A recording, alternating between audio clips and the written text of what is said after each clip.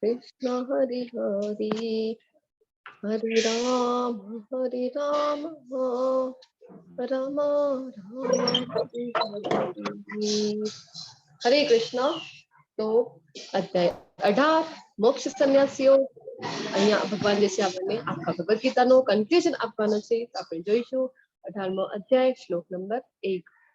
अर्जुन उवाच सन्न्यासस्य महाबाहो तत्त्वमिच्छामि वेदितुं त्यागस्य च ऋषिकेश पृथक् केशिनिषूदन.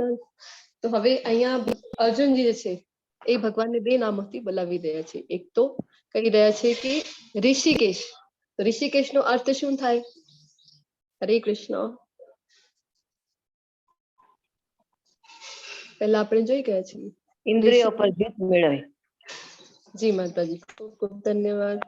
ઇન્દ્રિયો પર જે ઇન્દ્રિયોના સ્વામી છે. ઇન્દ્રિયોના સ્વામી કોણ છે? તો ઋષિકેશ. અને બીજો બોલાવી રહ્યા છે કેશી નિષુદન. તો કેશી નિષુદન નો અર્થ શું થાય છે અહીંયા? હરે કૃષ્ણ. કેશવ અથવા તો કેશી નિષુદન કરીને જયારે બોલાવે છે તો એનો અર્થ શું થાય છે અહીંયા?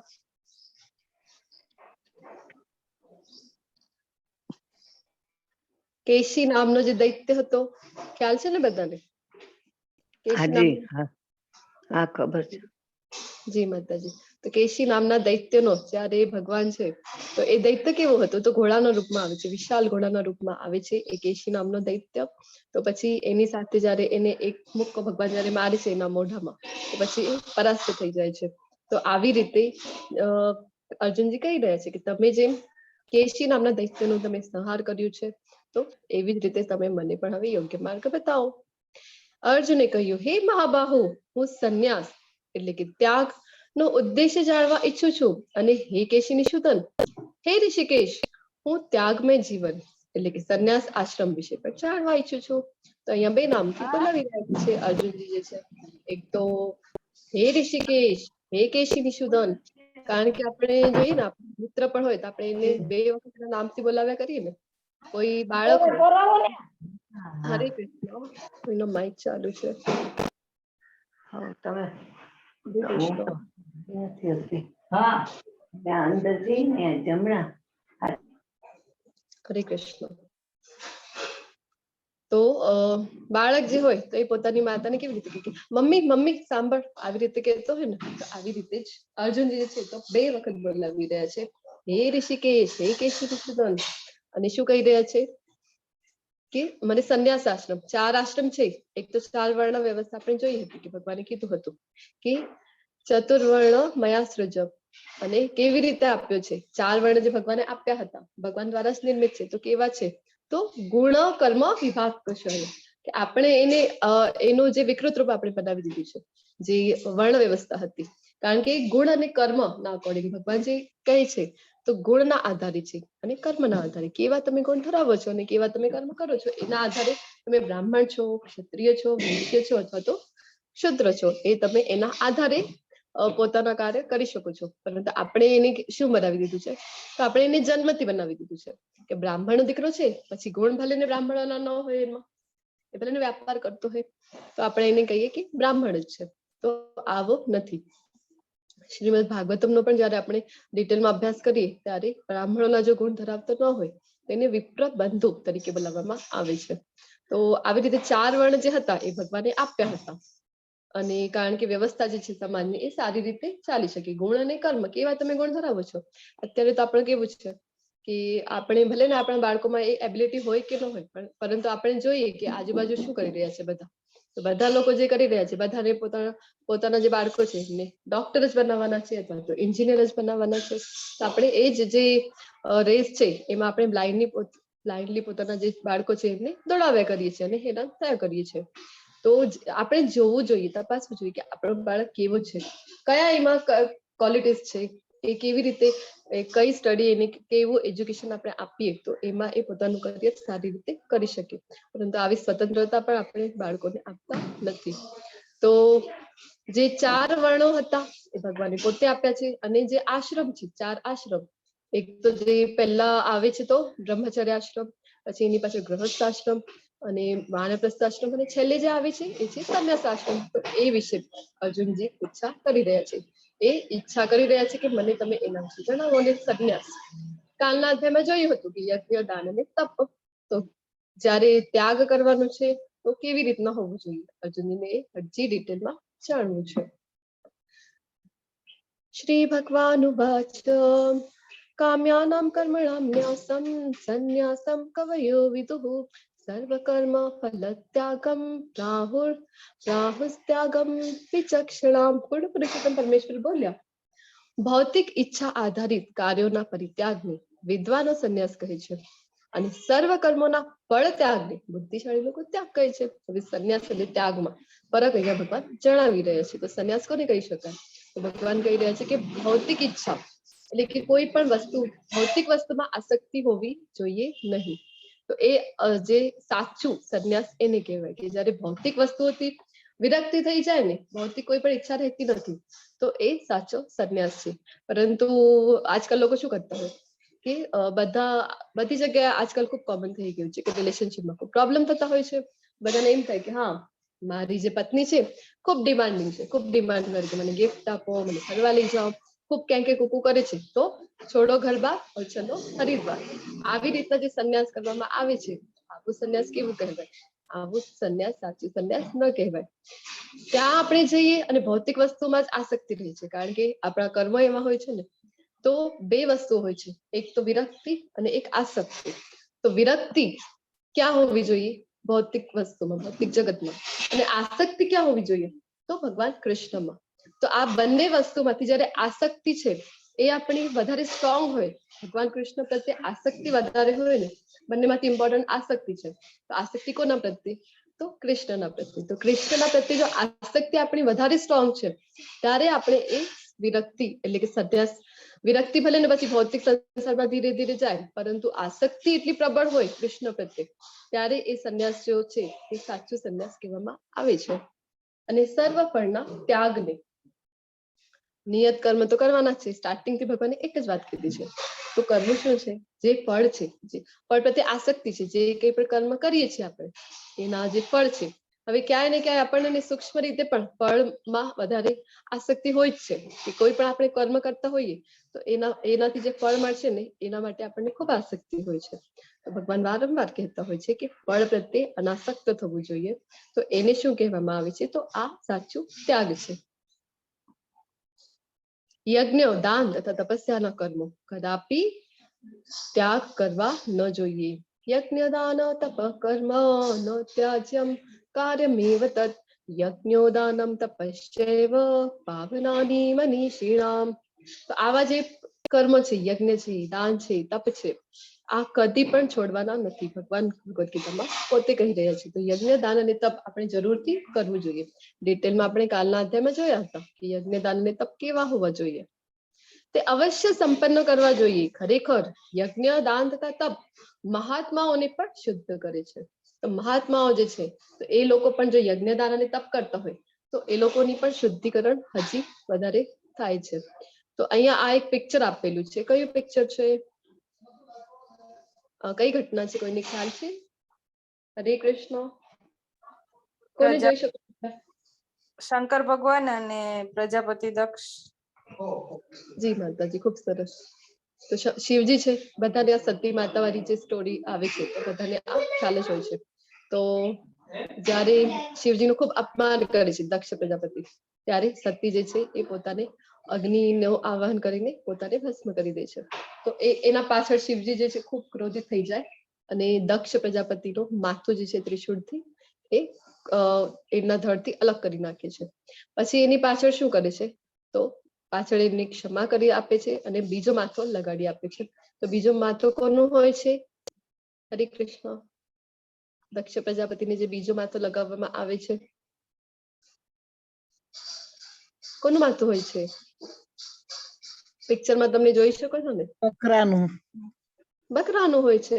બકરાનું માથું આપે છે અને પછી અહીંયા શું કામ આપેલું છે કે આ જે યજ્ઞ અધૂરો રહી ગયો હતો, તો શિવજી કહે છે કે યજ્ઞ પૂરો કરો, કારણ કે વિષ્ણુ માટે યજ્ઞ થઈ રહ્યો હતો.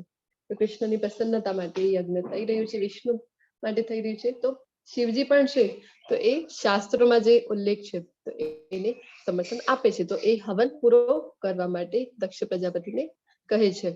તો પહેલાનો સમય હતો તો કેવો હતો, ત્યારની આ ટેકનોલોજી આપણે જોઈ શકીએ. તો હવે તો કોઈને કઈ ઓર્ગન છે એ જો ટ્રાન્સપ્લાન્ટ કરવા છે, સપોઝ કિડની ટ્રાન્સપ્લાન્ટ કરવી છે, તો ડોક્ટરોને પણ પરસેવા વળી જાય છે. તો આ જે હતું પહેલાના સમયની ટેકનોલોજી કેવી હતી, તો માથું જે છે એ ટ્રાન્સપ્લાન્ટ થઈ શકે છે. તો અહીંયા આપણે જોઈ શકીએ. અને આ ઘટનાથી એક વાત પણ આપણને ખબર પડી કે મોડર્ન સાયન્સ જે છે એ શું માને છે કે આપણી બુદ્ધિ જે છે એ બ્રેનમાં હોય છે. તો આપણે આ ઘટના સાથે હવે દક્ષ પ્રજાપતિને બકરાનું માથું તો લગાવવામાં આવ્યું, પણ એવું નહીં કે એમની બધી મેમરી જતી રહી, હવે એ બકરા જેવું બિહેવ કરવા લાગી જાય, એવું નથી થતું. તો એ મનુષ્યની જેમ જ બિહેવ કરે છે. તો હૃદયમાં જે બુદ્ધિ હોય છે એ હૃદયમાં જ હોય છે. બુદ્ધિ અને મન બંને હૃદયમાં જ હોય છે. આપણા શાસ્ત્રોથી આપણને આ વાત ખબર પડી છે. તો યજ્ઞ, દાન અને તપ ભગવાન કહી રહ્યા છે કે એ ક્યારે પણ એનો ત્યાગ કરવો ન જોઈએ. આ બધા કાર્યો કોઈ પણ પ્રકારની આસક્તિ કે ફળની આશા રાખ્યા વગર કરવા જોઈએ. હે પિતા પુત્રો, આ કાર્યો કર્તવ્ય સમજીને કરવા જોઈએ. આ જ મારો અંતિમ મત છે. તો ભગવાન અહીંયા બતાવી રહ્યા છે કે આ જે પણ 3 પ્રકારના કામો કીધા છે કે યજ્ઞ, દાન અને તપ, તો આ ક્યારે પણ છોડવા નથી. અને સૌથી ઇમ્પોર્ટન્ટ શું છે, તો સૌથી ઇમ્પોર્ટન્ટ છે કે એની પાછળ આપણે કોઈ પણ જાતની ફળની આશા રાખવાની નથી.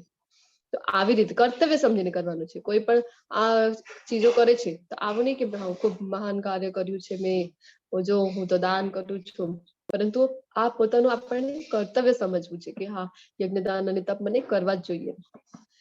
તો આગળ ભગવાન કહી રહ્યા છે કે નિર્દિષ્ટ કર્તવ્યોને કદાપી ત્યજવા ન જોઈએ. જો કોઈ મનુષ્ય મોહવશ પોતાના નિયત કર્તવ્યોને ત્યજી દે છે તો એવા ત્યાગને તામસી કહેવામાં આવે છે. એના પહેલા પણ ભગવાને જણાવ્યું હતું કર્મયોગમાં કે નિયત કર્તવ્યો જે છે એ જરૂરથી આપણે કરવા જોઈએ. અહીંયા ભગવાન ફરીથી જણાવી રહ્યા છે કે આપણે પોતાના જે કંઈ પણ નિયત કર્તવ્ય છે કે હા, ગ્રહસ્થ છે અને ખૂબ કંટાળી ગયા છે કે હા, બાળકો જે છે કહેવાનું માનતા નથી, પત્ની છે ખૂબ ડિમાન્ડિંગ છે, ઘરમાં સદૈવ કલહ રહે છે, તો ચલો આ બધું છોડીને જતો રહું. તો ના, એ ભગવાન ના પાડે છે, આવું કરવાનું નથી. તમારું ધર્મ છે. હવે આજકાલ આપણે જોઈ શકીએ કે કાંઈ પણ રિલેશનશીપમાં થોડુંક પણ પ્રોબ્લેમ આવે તો બધા એને છોડી દે છે.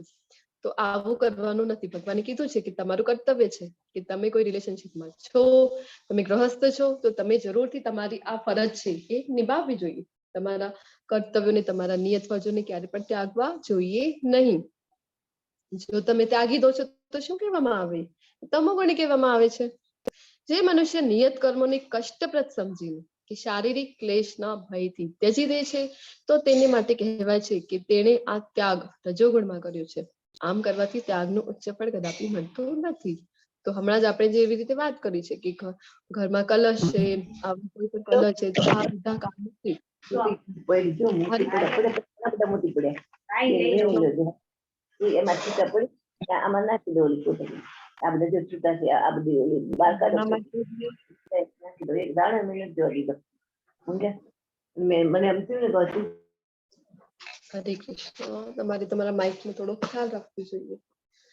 તો કોઈ પણ કષ્ટપ્રદ સમજીને કે હા, કેટલો કષ્ટ થાય છે મને આ બધું મેનેજ કરવામાં, આવી રીતે જો ત્યાગ કરી દઈએ તો શું ગણવામાં આવે, રજોગુણી છે. અને ભગવાન કહે છે કે આવો જો તમે કરશો તો તમને ક્યારે પણ આનું ઉચ્ચ ફળ જે છે એ ક્યારે પણ પ્રાપ્ત થશે નહીં. રજોગુણમાં અથવા તો તમો ગુણમાં આવીને આપણા જે નિયત ફરજો છે એને ક્યારે પણ ત્યાગવો જોઈએ નહીં. હે અર્જુન, મનુષ્ય જ્યારે નિયત કર્મને કર્તવ્ય સમજીને કરે છે અને સમસ્ત ભૌતિક સંગ તથા ફળની આસક્તિનો સર્વથા ત્યાગ કરે છે ત્યારે તેનો ત્યાગ સાત્વિક કહેવાય છે. હવે સાત્વિક ત્યાગ કયો છે, તો ભગવાન જણાવી રહ્યા છે કે જ્યારે જે કંઈ પણ આપણે કરીએ છીએ એને કર્તવ્ય સમજવાનું છે આપણને, અને સમસ્ત ભૌતિક સંગ અને ફળની આસક્તિનો ત્યાગ. કોનો ત્યાગ કરવાનો છે? ભૌતિક સંગ. ભૌતિક સંગ એટલે જે ભૌતિક વિષયો છે એમાં આપણને જે ફસાવે છે, આવા સંઘનો ત્યાગ કરવાનો છે. ભક્તોનો સંઘ ક્યારે પણ ત્યાગવાનો નથી, કારણ કે એ આધ્યાત્મિક થઈ ગયો. તો અહીંયા ભગવાન કહે છે કે ભૌતિક સંઘ છે અથવા તો પળની આસક્તિ, હવે ભૌતિક જગતના જે ભૌતિક વસ્તુમાં ફસાયેલા લોકો છે એમની સાથે આપણે રહીશું તો શું થશે, એમની પાસે એ જ વાતો રહેશે. મોસ્ટલી આપણે જોયું હતું કે બધા રજોગુણ અને તમોગુણમાં જ અવસ્થિત હોતા હોઈએ છે. તો બધા પોતાની માટે જ વિચારે કે હા મને તો આ મેળવવું છે, મને તો તે મેળવવું છે. અને આ શું તમે ભગવદ ગીતા લઈને બેસી ગયા છો? એ લોકો એમ કહે કે કઈ પ્રોડક્ટિવ કરો, કઈ એવું કરો જેનાથી કઈ અર્થ થાય. તો આ બધું એમને વેસ્ટ ઓફ ટાઈમ લાગે છે, કારણ કે આપણું જે એજ્યુકેશન પ્રણાલી આપવામાં આવી રહી છે આજકાલ એ જ એવી છે કે ભૌતિક જગતમાં એવું એજ્યુકેશન છે કે હા એ આપણે કેટલું પણ નોલેજ લઈ લઈએ, પરંતુ ત્યાં આપણને કૃષ્ણ વિશે, ભગવાન કોણ છે આવું કોઈ પણ નોલેજ, જે આત્માનો જ્ઞાન છે, આપણે જોયું હતું 9મા અધ્યાયમાં કે પરમ ગુહ્ય જ્ઞાન જે છે એના વિશે ક્યાંય પણ આપણને જ્ઞાન આપવામાં આવતું નથી. તો પછી આપણી આજુબાજુ જે ભૌતિક વિશ્વમાં ફસાયેલા લોકો છે તો એમની સાથે જો સંગ કરીએ તો શું આપણને મળે? આપણે પણ એમની સાથે રહીને એ જ વાતોમાં આપણે વધારે ફસાયા કરીએ છીએ, તો આપણે કૃષ્ણથી દૂર થતા જઈએ. એટલા માટે સાત્વિક જે ત્યાગ છે કયું છે તો ભૌતિક સંઘનો ત્યાગ કરવાનો. ખરેખર કોઈ પણ દેહધારી માટે સર્વ કર્મનો ત્યાગ કરવો અશક્ય છે. હવે કર્મનો ત્યાગ કરવો તો દેહધારી માટે અશક્ય છે. ભગવાને પહેલા પણ કીધું હતું જો તું બધો ત્યાગીને જઈશ તો પછી તને આમ તો તું રહી જ નહીં શકે, કાંઈ ને કાંઈ તો કાર્ય તને પોતાના જીવન નિર્વાહ માટે કાંઈ તો કાર્ય તને કરવું જ પડશે ને. એવું અર્જુનને પહેલા પણ જણાવ્યું હતું ભગવાને. અહીંયા પણ કહી રહ્યા છે કે કર્મોનો ત્યાગ તો શક્ય જ નથી, પરંતુ જે મનુષ્ય કર્મના ફળનો ત્યાગ કરે છે તે જ વાસ્તવમાં ત્યાગી કહેવાય છે. તો સૌથી ઇમ્પોર્ટન્ટ એ જ છે કે આપણા જે કર્મોના ફળ પ્રત્યે જે આસક્તિ છે એનો આપણે ત્યાગ કરવાનો છે, કર્મના ફળનો ત્યાગ કરવાનો છે, કર્મનો, નિયત કર્મનો ક્યારે પણ ત્યાગ કરવાનો નથી. જો ભગવદ ગીતા આ રીતે સમજેલી હોય, ગુરુ શિષ્ય પ્રણાલીમાં આપણે આવીને સમજ્યા હોય અને પોતે એનું વાંચન કર્યું હોય તો આપણને ખબર પડે. અથવા તો બીજા જે લોકો હોય એ શું કહેતા હોય, ભગવદ ગીતાનું જ્ઞાન લઈ તો શું કે હા તો સંન્યાસી બનવાનો છો, આ ઉંમરમાં તમે ભગવદ ગીતાનું જ્ઞાન લઈ રહ્યા છો, આ ઉંમરમાં તમે માળા જાપ કરી રહ્યા છો. બધાને જનરલી એવું જ થતું હોય છે, પરંતુ ભગવદ ગીતા જયારે વાંચીએ ત્યારે આપણને ખબર પડે કે ભગવાન તો અર્જુનજીને પણ ના પાડી રહ્યા છે, સંન્યાસ લેવાનું નથી, અર્જુનજીને પણ ના પાડે છે. અને ત્યાગ વિશે પણ ભગવાન જણાવી રહ્યા છે કે કર્મના ફળનો તો ક્યારે પણ ત્યાગ કરવાનો નથી, પરંતુ ફળ પ્રત્યે જે આસક્તિ છે એનો જ ત્યાગ કરવાનો છે. હે મહાબાહુ અર્જુન, વેદાંત અનુસાર સર્વ કર્મોની સિદ્ધિ માટે 5 કારણ હોય છે. હવે જે કંઈ પણ આપણે કાર્ય કરતા હોઈએ ને તો એના પાછળ ભગવાન હવે જણાવી રહ્યા છે કે વેદાંતને ધ્યાનમાં રાખીને વેદાંતના પેજથી આપણને જણાવી રહ્યા છે કે કોઈ પણ કાર્ય જો સિદ્ધ થાય છે તો એના પાછળ 5 કાર્યો મુખ્ય હોય છે. હવે તું મારી પાસેથી તે વિશે સાંભળ કે કયા કયા 5 કારણો છે. તો કર્મનું સ્થાન સૌથી પહેલા કયું છે? તો કર્મનું સ્થાન એટલે કે આ શરીર. બીજો છે કે કર્તા, કર્તા કોણ? તો હું પોતે. ત્રીજો છે કે વિભિન્ન ઇન્દ્રિયો, અલગ અલગ ઇન્દ્રિયો દ્વારા આપણે કાર્ય કરતા હોઈએ, અને અનેક પ્રકારના પ્રયાસો કે કોઈ કાર્યને સિદ્ધ કરવા માટે જે પ્રયત્ન કરતા હોઈએ આપણે એ બધા પ્રયત્નો, અને અંતે શું છે સૌથી ઇમ્પોર્ટન્ટ 5મું કારણ જે આપણે જાણતા નથી અથવા તો જે આપણે ઇગ્નોર કરતા હોઈએ છીએ એ છે કે પરમાત્મા. આ 5 કારણો જે છે એ કર્મના કારણ છે. તો સૌથી ઇમ્પોર્ટન્ટ પરમાત્મા છે એ તો આપણે જાણતા જ નથી. હવે આજકાલ જે ખૂબ પ્રચલિત છે એ શું છે કે લો ઓફ અટ્રેક્શન. તમે અટ્રેક્ટ કરો, તમે એ આકર્ષણનો સિદ્ધાંત કહેવામાં આવે છે ને કે તમે ખૂબ એવી રીતે તમને કોઈ વસ્તુ જોઈતી હોય તો તમે એને આકર્ષિત કરો, એના વિશે વિચારો તો જે વિચારશો તમે એ જ થઈ જશે. તો આવું કઈ હોતું નથી, ભગવાન અહીંયા જણાવી રહ્યા છે. અને એવા ડાયલોગ પ્રચલિત હોય છે કે किसी चीज को तुम शिद्दत से चाहो तो पूरी कायनात तुम्हें दिलाने के लिए जुड़ जाती है. તો આવા જે છે આવા લોકોને ભગવાન અહીંયા ખોટો પાડી દે છે. ભગવાન જણાવી રહ્યા છે કે પરમાત્મા પણ એક કારણ છે. આ 5 જો કારણ 5 વસ્તુઓ ઠીકથી ચાલે તો કોઈ પણ કર્મ જે છે આપણો સિદ્ધ થઈ શકે છે. કૃષ્ણની ઈચ્છા વગર આ જગતમાં એક પાંદડું પણ હલી શકતું નથી. તો આપણે જે કંઈ પણ ઈચ્છા કરીએ છીએ ભગવાન તો આપણા હૃદયમાં બેઠા છે, અને પરમાત્મા સ્વરૂપે આપણે જોયું હતું એ શું કરે છે ભગવાન ત્યાં વિરાજમાન થઈને, તો ઉપદ્રષ્ટા છે અને અનુમંતા છે. તો આપણે જે કંઈ પણ ઈચ્છા કરીએ છીએ ને તો પરમાત્મા આપણને એ અનુમતિ આપે છે.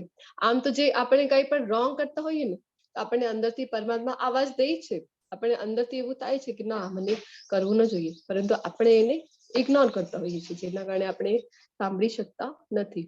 તો પરમાત્મા જે છે એ ખૂબ ઇમ્પોર્ટન્ટ કારણ છે. આ 5 કારણો જો હોય તો જ કોઈ પણ કાર્ય જે છે એ સિદ્ધ થાય છે. આપણે શું માનતા હોઈએ છીએ કે આપણે પોતે જ છીએ, જે કંઈ પણ થઈ રહ્યું છે હું જ કરતા છું, આવો આપણને મિથ્યા અહંકાર હોય છે. માટે જે મનુષ્ય આ 5 કારણો વિચાર કર્યા વિના માત્ર પોતાને જ એક કરતા માને છે તે નિસંદેહ બુદ્ધિમાન નથી અને વસ્તુઓને યથાર્થ રૂપે જોઈ શકતો નથી. ભગવાન હવે જણાવી રહ્યા છે કે આ 5 કારણોનો નહીં, પોતે જ ફક્ત હા હું કરું, હું ઈચ્છું, હું એને એટ્રેક્ટ કરું કોઈ વસ્તુને તો એ કાર્ય સિદ્ધ થાય છે, એવું જો માને છે તો ભગવાન કહી રહ્યા છે કે અચ્છા લો ઓફ એટ્રેક્શન તમે માની રહ્યા છો તો એ કઈ વધારે બુદ્ધિમાન વાળી વાત નથી. તમને ખબર હોવું જોઈએ કે 5 કારણ છે કોઈ પણ કાર્યની સિદ્ધિના પાછળ, તો તમે યથાર્થ રીતે જોઈ શકો છો કે કઈ રીતે કોઈ પણ કાર્ય સિદ્ધ થઈ રહ્યું છે. હવે જ્ઞાનના પ્રકાર ભગવાન જણાવી રહ્યા છે. જે જ્ઞાનથી અસંખ્ય રૂપોમાં વિભક્ત થયેલા સર્વ જીવોમાં એક જ અભિવ્યક્ત આધ્યાત્મિક પ્રકૃતિ જોવામાં આવે છે તે જ્ઞાનને સાત્વિક જાણવું. તો બધા જીવ માત્રોમાં આપણે જો જોઈએ કે બધામાં કોણ વિરાજમાન છે તો કૃષ્ણ છે. કયા રૂપે વિરાજમાન છે? બધા જીવોના હૃદયમાં એ હરે કૃષ્ણ, બધા જીવોમાં વિરાજમાન છે ને કૃષ્ણ બધા હૃદયમાં. હા માતાજી, હરે કૃષ્ણ. હરે કૃષ્ણ પ્રભુજી. માતાજી તમારો નેટવર્ક નો થોડોક ઇશ્યુ લાગે છે. કયા રૂપમાં વિરાજમાન છે? દ્વિભુજમાં પરમાત્મા રૂપે. પરમાત્મા સ્વરૂપે. પરમાત્મા સ્વરૂપે ઘણી વખત આપણી ચર્ચા થઈ છે. પરમાત્મા સ્વરૂપે, ચતુર્ભુજ સ્વરૂપે, શિરોદક્ષાયી વિષ્ણુના રૂપમાં ભગવાન જે છે બધા જીવમાં વિરાજમાન છે. તો આવું જે જોઈ શકે છે બધામાં પરમાત્મા છે, એવું એક શ્લોકમાં પણ આપણે જોયું હતું ને 5મા અધ્યાયમાં. વિદ્યા વિનય સંપન્ને બ્રાહ્મણે ગવિહસ્તિની શુની ચ શ્વપાકી ચ પંડિતઃ સમદર્શિનઃ. તો ત્યાં પંડિતની વ્યાખ્યા ભગવાને આપી હતી, કોને કહેવામાં આવે તો અહીંયા ભગવાન જણાવી રહ્યા છે કે બધા જીવોમાં જે પરમાત્માને જોઈ છે તો એક જ તત્વ એટલે કે પરમાત્મા છે એવી રીતે જોઈ શકે છે. તો આ સાત્વિક જાણવું, આ જે જ્ઞાન છે તો આ સાત્વિક જ્ઞાન છે. પછી જે જ્ઞાનથી મનુષ્ય જુદા જુદા શરીરોમાં જુદા જુદા પ્રકારના જીવ જોવે છે તે જ્ઞાનને તું રજોગુણી જાણ કે હા આ તો મારો મિત્ર છે, હા આ સારું છે, આ ખરાબ છે, આ મારા જ્ઞાતિનું છે, ના આ મારા જ્ઞાતિનું નથી, આ મારા ગામનો છે, ઓલું મારા ગામનો નથી. આવી રીતે જે બધાને અલગ અલગ રીતે જોવે છે બધા જીવોને, ભગવાન શું કહી રહ્યા છે કે આવો જે જ્ઞાન છે એ કયું કહેવાય તો આવો જ્ઞાન કહેવાય રજોગુણી જ્ઞાન. પછી અને તે જ્ઞાન તામસી કહેવાય છે કે જેનાથી મનુષ્ય અતિ તુચ્છ એવા કોઈ પણ પ્રકારના કાર્યને સર્વે સર્વા માનીને તથા સત્યને જાણ્યા વિના તેમાં જ આસક્ત રહે છે. તો કોઈ પણ જે છે તુચ્છ કર્મ કરે અને સત્યને જાણવાનો પ્રયત્ન જ ન કરે કે સત્ય શું છે, બધા જીવોમાં પરમાત્મા વિરાજમાન છે, બધા જીવો એક જ છે, એક જ પરમાત્માનો અંશ છે, આવો સત્ય જાણવાની એની ઈચ્છા જ પ્રકટ નથી કરતો તો અને પોતાના જ આવા તુચ્છ કાર્યોમાં એટલે કે ભૌતિક જગતથી જે રિલેટેડ છે આવા કાર્યોમાં જો એ લિપ્ત છે તો એને શું કહેવામાં આવે? આવા જ્ઞાનને તમોગુણી જ્ઞાન કહેવામાં આવે છે. તો જ્ઞાનના પ્રકાર બતાવી દીધા છે ભગવાને. અહીંયા હવે 23મા શ્લોકથી લઈને 25મા શ્લોક સુધી ભગવાન જે છે બતાવી રહ્યા છે કર્મના પ્રકાર, કે કયા કર્મ કયા ગુણમાં અવસ્થિત હોય છે.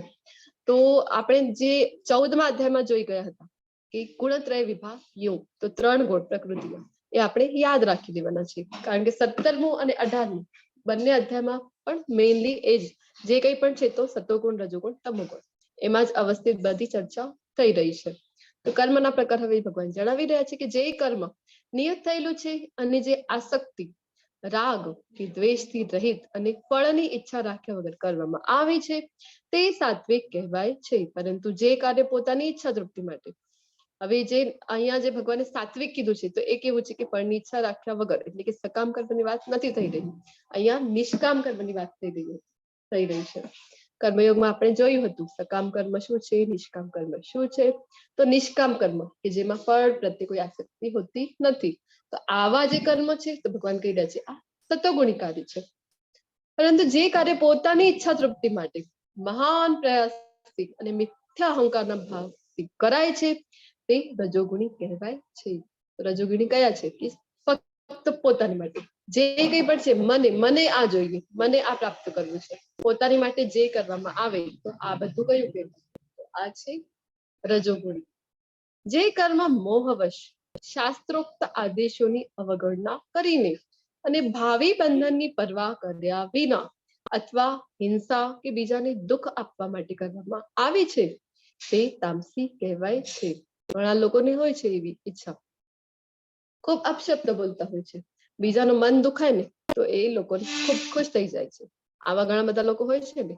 તો મોસ્ટલી બોસ આવા હોય છે કે હા એમ્પ્લોયને હેરાન કર્યા કરે, એ લોકોને બોલાવે પછી ન કહેવાના ખૂબ શબ્દો કહે તો પછી શું થાય છે? તો એમનો જે મિથ્યા અહંકાર છે એ સેટિસ્ફાઈ થાય છે. તો આવી જે વિચાર ધરાવે છે, આવી રીતે જે કર્મ કરે છે, તો ભગવાન જણાવી રહ્યા છે કે એવું કર્મ છે તો તામસિક કર્મ છે. તામસિક પ્રવૃત્તિમાં જે કંઈ પણ કરતા હોઈએ તો પહેલા ભગવાને જણાવી દીધું હતું. તો ગતિ શું થાય છે? તો અધમ યોનિમાં જન્મ મળે છે, જ્યાંથી એ પાર કરવાનું ખૂબ જ મુશ્કેલ બની જાય છે. જે મનુષ્ય ભૌતિક ગુણોના સંસર્ગથી રહિત, અહંકાર વગર, ધૈર્ય તથા ઉત્સાહપૂર્વક પોતાના કર્મ કરે છે અને સફળતા કે નિષ્ફળતામાં અવિચલિત રહે છે તે સાત્વિક કર્તા કહેવાય છે.